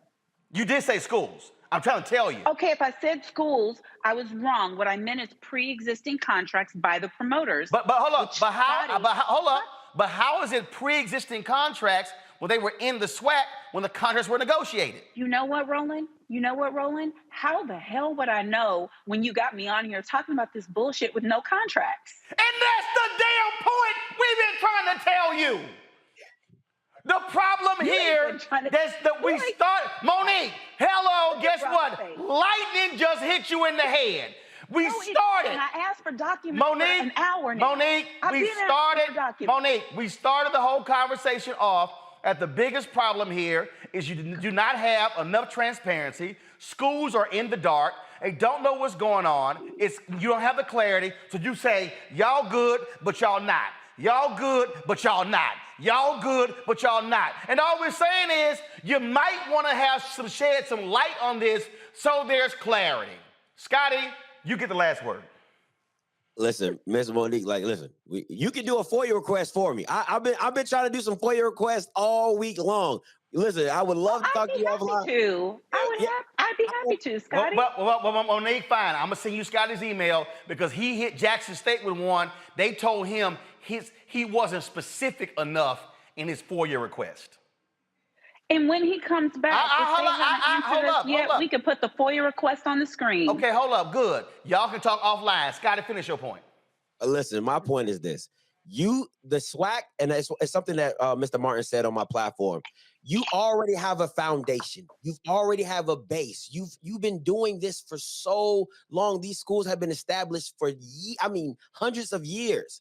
So you have a natural base. You should been priming your base to get ready to do our own thing. Why? Because when ESPN comes to you or Fox comes to you, you can say, listen, man, we doing this. So if you're not giving us this, if you're not giving us that, kick rocks. But when you don't have anything of your own, you're susceptible to anything. And then once you're used to scarcity, you're going to take anything that looks like it's a lifeline to get you out of with the hole that you're in. But now that schools are seeing that, hey, this media, this advertising, Black-owned media is powerful, as they call white guilt dollars. You know what I'm saying? We're possible to get these funds. Now schools are taking it in their own hands to start making their own deals because they don't trust the SWAC to do what's in their best interest. So we'll see going forward. Bottom line is this here, and I started this off this way. I'm going to close it out this way as well. Y'all, I keep telling y'all, this is about the money. It's about the money. And what I have been saying, we love to talk. What did Dr. King say April 3rd, 1968? Black people individually are poor. Collectively, we're wealthy. And what I am saying, and I do believe this, I believe that we sell ourselves short. I believe that there are people who are saying, hey, our games are being streamed by ESPN. That don't mean a damn thing if you broke. That means nothing. It means something to the athletes. No. Guess what? And guess what? That don't mean nothing. But Monique, that don't mean jack to the athletes if ain't nobody watching. So if you listen, Monique, your game ain't on ESPN 1 or 2 or Classic. It's on the ESPN streaming service. So what about the HBCU go to? And what I'm trying to tell you is, and what I'm trying to explain to you is, what at the end of the day, how much are you getting? How many are watching? What are you getting in return? The reason the SWAC teams stopped playing in the playoffs is because they were going to the NCAA FCS playoffs and losing in the first round, had to pay their cost to get there. But it took the commissioner 10 years to convince the HBCU presidents to do the Celebration Bowl. And they getting $1 million a year. And so these schools were so hyped about, man, we want to be in the playoffs when they were losing money. And he was like, yo, we ain't making no money going to the playoffs. Why are we not doing a bowl game? Dennis Thomas told me last year it took him a whole decade to convince the presidents and the ADs why we keep losing money. And all I'm simply saying here is I need black people to stop being all about white validation and, we on somebody's network. It comes down, how much are you getting paid? And if HBCU Go or Urban Edge Networks gonna offer you more money than ESPN paying you, damn been on ESPN. Because I showed you the Mississippi Valley State program, I showed you Grambling Stadium is jacked up. I can show you all these HBCUs. If you have been broke for decades, why do you want to be broke for the next decade? And I am arguing that these schools have value, have untapped value that they have not leaned in on because they do not have the right experts negotiating deals on their behalf, and you cannot have people negotiating deals on your behalf who don't know nothing about media rights. And that is what I'm saying. So I look forward to the SWAC coming on here, Commissioner McClellan. He was the AD at Prairie View. Know him well. Would love him to come on because just like the SWAC, it's the same for our black churches, for our black organizations, our fraternities and sororities. We should be doing far better, but unfortunately, we got the wrong folk at the negotiating table. Scotty, I appreciate it. Tell people how they can watch your show. You can find me on YouTube, Off Script, and you can catch me on. You can follow me on Instagram and Twitter, offscript_viz and offscript_TV. And real quick, shout out to my mom. I know she's watching. We're big fans, Roland. So shout out to my mom. I love you, mom. Black people gonna do their mama shout outs. And so, Scotty's mama, I appreciate you watching. Thanks a bunch. All right, y'all. When we come back, y'all, I got this app had me hollering because it's meant to make you holler as well. I will unpack that when we come back. Roland Martin Unfiltered on the Black Star Network.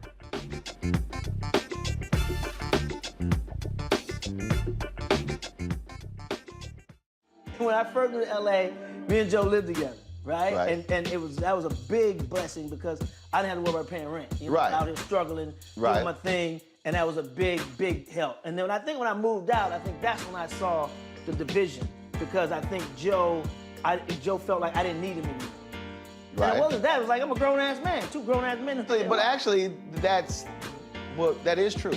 You don't need him anymore. Right. When you grow up, first of all, when you grow up, it's like, hey, you help, and this time you get your ass out the house and go do your own thing. Right. He didn't want me to move out, but I'm like, you know what? At the time when I moved out, I mean, what? Were you paying a light bill? I wasn't paying anything. And I said, you know what? I need this responsibility.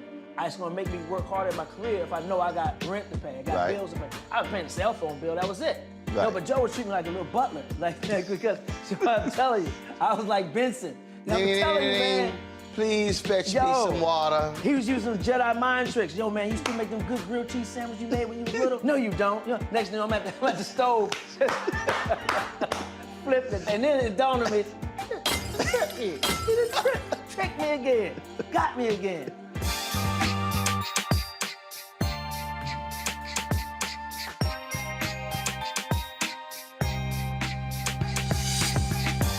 What's up, y'all? I'm Will Packer. Everybody, it's your man, Fred Hammond. Hi, my name is Brescia Webb, and you're watching Roland Martin Unfiltered.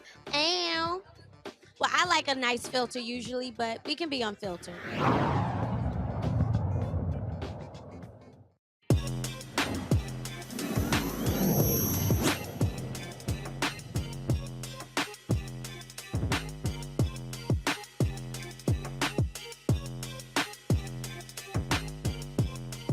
All right, y'all, so I was sitting there perusing on the internet, and I came across this app, and I was like, ain't no way in hell somebody not black created this app. Play it, y'all.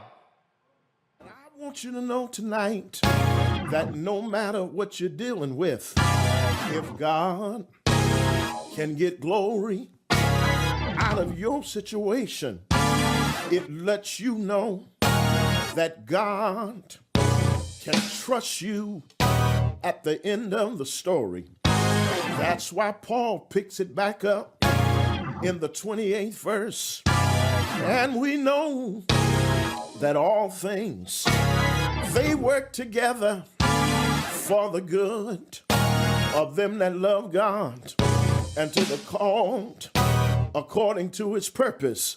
Is it anybody here that know that it's working? Yes, I know it's working for my good.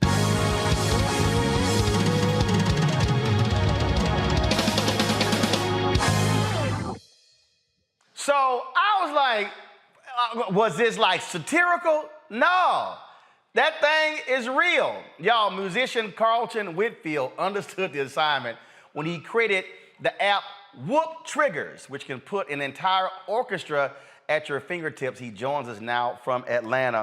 And so, first of all, YouTube people, y'all tripping. We should be at 1,000 likes by now, so hit the doggone button, stop tripping, before I have to cuss y'all out in the church segment. So Carlton, first of all, how did you come to this point?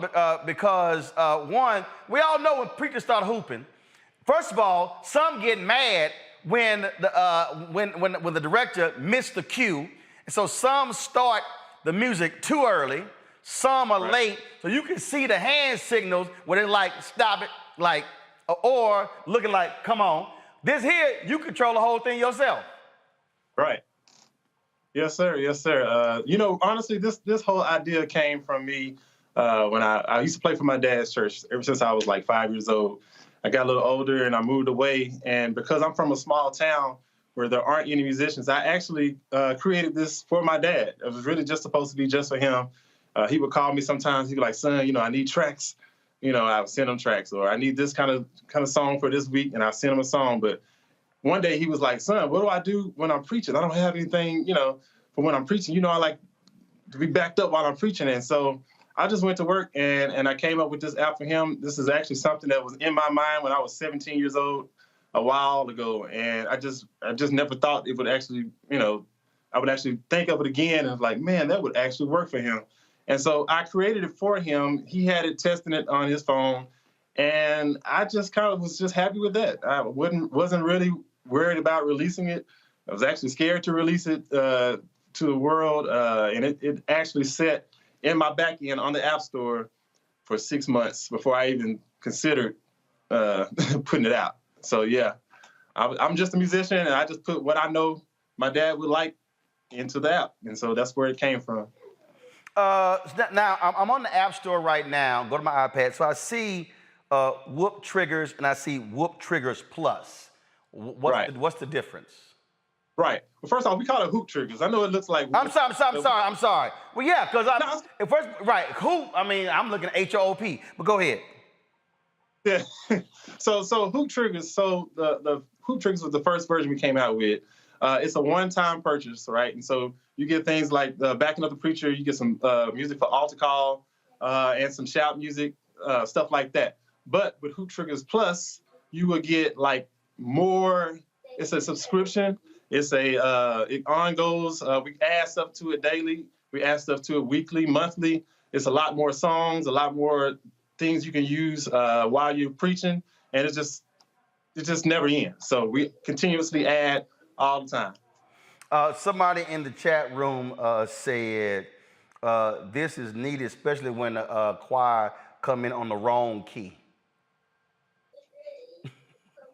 Say that one more time. Somebody in the YouTube chat said this is desperately needed when the choir come in on the wrong key.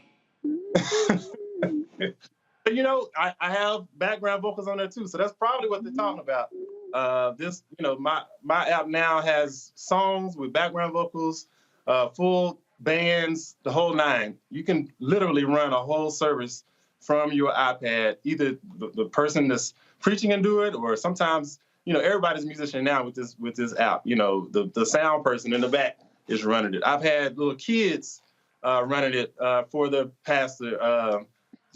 I made it to where it's easy. Doesn't matter who you are, how old you are, even if you have no musical knowledge, it's still possible. Well, that is great, but especially like you said, if you're a small church, you don't have all of that. I mean, this makes you real big, and we're now living. Of course, we're still dealing with COVID. A lot of people are still virtual, and so hey, you good? Yeah, you know, a lot of people laughed when they first saw it.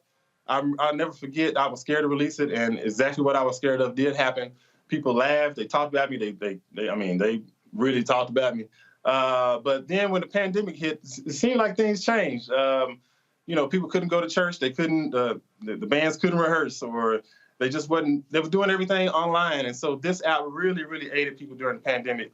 And it still does to this day. Whether you're in person or online, it doesn't matter. This app can benefit any church at any size. I've seen churches with 2 members all the way to churches with 2,000 members using this app. One church in Alabama has 3 locations, so sometimes their musicians have to leave at the end of one service to go to the next location to start the next service. And so they use this app at the first location to finish out the service. And the audience really never even knows. They never really even realize that, you know, the musicians are gone. So that's what I'm aiming at, is just to make this sound like the real deal. Let's see, Monique, since you over there humming and stuff, you go ahead and start first, like your microphone not on, but go ahead. Oh, I apologize. Yes, hallelujah. I just want to say thank you, because it doesn't just help to simulate a real church setting on Sundays. I downloaded years ago And when there were preachers, young preachers like me who didn't have they hoop straight yet, I'm young preachers like me. I'm the preachers. And the track helped many of us going into empty churches with your music playing to prepare for a Sunday or for a conference or for something like that. So I want you to understand that the Spirit of God is in the work that you do. And I don't care how many people laugh while you're doing it, because anything that aids in the delivery of the good news so that people can be set free, then you're doing the work of God. And God's going to bless the work that you do. And that's why you're on this distinguished platform tonight. And I don't have anything but more glory to add to your story. Thank you for your work. And may you continue and go further and further and further along your path. Wow. I appreciate that so much. That means so much to hear you say that. Y'all excuse my son. He's in the background. I'm here with my kids. So it's all right. Somebody, yeah. It's all good. Robert? We love the kids. So we all know the internet ruins everything, basically. Is there anything that will stop people from, taking this and using it for their OnlyFans page, using it for less than holy purposes, or is it just whoever wants it just downloads it and just free for all to go to town on it? As long as they pay that $59.99, but Carson, go ahead. Why would you want to keep them from it? Yeah, I'm just saying, people be putting feet videos up and you got somebody whooping in the back. Robert, you know damn well you're going to download this app and put it to one of your gun videos. That's a good-ass idea. Stop fronting. And those chord alliances, those chord arrangements have oil on them. I've seen way too many people play like they're shouting and play like they're playing the organ and play like they're hooping and get the Holy Ghost. So I would love it. Robert, yes, put it with your guns. May the anointed dancer do it for the pole. Take these tracks everywhere, y'all. Let's see what happens. Just saying. Carlton, go ahead. No, I mean, you're right. I've seen people playing and they catch it. I've seen it all. I see more videos than probably anybody because people tag me in all of them, right? And so I've seen people ordering Starbucks with the app. I've seen people ordering Popeye's chicken with the app. I can't control what people do with it, but I can say that the people who need it, the people who are using it, it's benefiting them, and that's really what matters to me. You can't control what they do with your app. Like I said, pay that $59.99, we good. Again, look. First of all, here's the deal. Folk gonna laugh. I had people telling me we were gonna fail. Folk telling me you don't know what you're doing, and all I did was I laughed at them, and I said I ain't doing it for you. Just watch what goes down. And so that's why I'm worried about it. And again, so like I say, when I saw it, I was sitting here. And I was like, hold up, this is a real app. And again, as I started going through it, as I started going through the app, taking a look at it, folks, you can actually see when you go through it, you see all the different ratings and stuff along those lines. And again, when you now realize, again, how our game has changed. I spent a lot of time during COVID helping a lot of preachers deal with their live streaming. They had no idea about a lot of this stuff. I'm talking about I was doing sessions. Folk were calling me personally because they were out to lunch on this whole deal. And the reality is, if you're trying to actually be bigger than you are, take advantage of technology. Now, I'm sure there's a preacher sitting here saying, man, look, I can't sit here and work my iPad at the same time when I'm preaching. Fine. Let somebody sit over there. And then when it's that right time, control it all. And so, so other than the part we heard when it comes to hooping, so what else is on the app that's bigger and broader? What else? What other features do you have?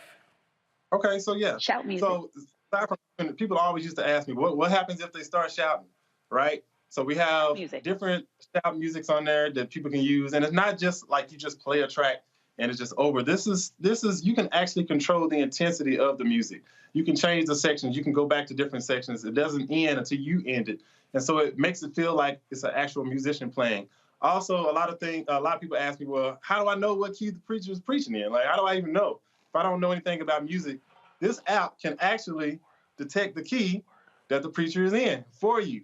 And so there's a key detection feature on this app just for that. You can also play behind a singer with this app. And I'm not saying push play and it just starts playing. Like if you ever think of a song that has no tempo, it's just a piano player playing behind them. You can actually do that with this app too. Songs like Amazing Grace and stuff like that. Praise and worship. We have benediction songs. It doesn't matter. I just cover the whole spectrum of the service from start to finish. No matter what, we have something on there. And if it's not on there right now, it'll probably be there next week. All right, then. Y'all, it's Hoop Triggerz there. So you got Hoop Triggerz Plus. Y'all check it out. This is precisely why we created our Tech Talk segment to feature brothers and sisters who are in technology, creating their own apps to help folks out. Here the social media. C-Dub is Facebook, Hoop Triggerz on Twitter, CDUBWRLD on Instagram, hooptriggerz.com is the website. Carter, we appreciate it, man. Thanks a lot. Thank you so much for having me. I really, really appreciate it, and I do not take this for granted. All right, then. And so I might have to sit here and download the app. So when I do one of my deconstructions, when I'm cracking on these lawyers on the show, I can go ahead and hit the button while I'm talking. I appreciate it, man. Thanks a lot. All right, thank you so much. All right, folks. Sad news out of Memphis, folks. One of the iconic voices of Memphis radio, Bobby O.J., has passed away. The Tennessee Radio Hall of Fame and WDIA DJ and program director was 68 years old. In a career that spanned more than 5 decades, he interviewed top black celebrities from James Brown to Kevin Hart. WDIA's parent company, iHeartRadio, announced the news of his passing Tuesday afternoon. OJ had been on the air this morning hosting his morning show and passed away shortly after he finished his stint, his morning show. Bobby O.J. now an ancestor at the age of 68. Monique, Robert, Scott had to leave earlier, folks. Thanks a bunch. No, Scott didn't jump off, y'all, because this conversation was too hot. He had to bounce, and so I appreciate it. Thank you so very much. Yeah, he did. I'm like, it's all good. It's all good. So let me thank everybody, of course, for watching the show. Come on, YouTube. Y'all get to 1,000 likes before we sign off. Don't forget, y'all, support our show. So if y'all want me to pay Robert, Monique, and Scott, trust me, revenue has to outpace expenses. That's how that thing works. And so, of course, download the Black Star Network app, Apple phone, Android phone, Apple TV, Android TV, Roku, Amazon Fire TV, Xbox One, Samsung Smart TV. And, of course, when you join the Bring the Funk fan club, allows for us to do what we do. And y'all now see why I'm pushing hard to get these black-owned media advertising dollars, because this is precisely why we ain't broke, or we don't, because we can't build and can't pay folks more, because frankly, we ain't getting advertising dollars. I try to tell y'all this. P.O. Box for checking money orders. P.O. Box 57196, Washington, D.C. 20037-0196. Cash App is $RM Unfiltered. PayPal is R Martin Unfiltered. Venmo is RM Unfiltered. Zelle, Roland at RolandSMartin.com. Roland at RolandMartinUnfiltered.com. Folks, thanks a bunch. I will see y'all tomorrow right here, Roland Martin Unfiltered.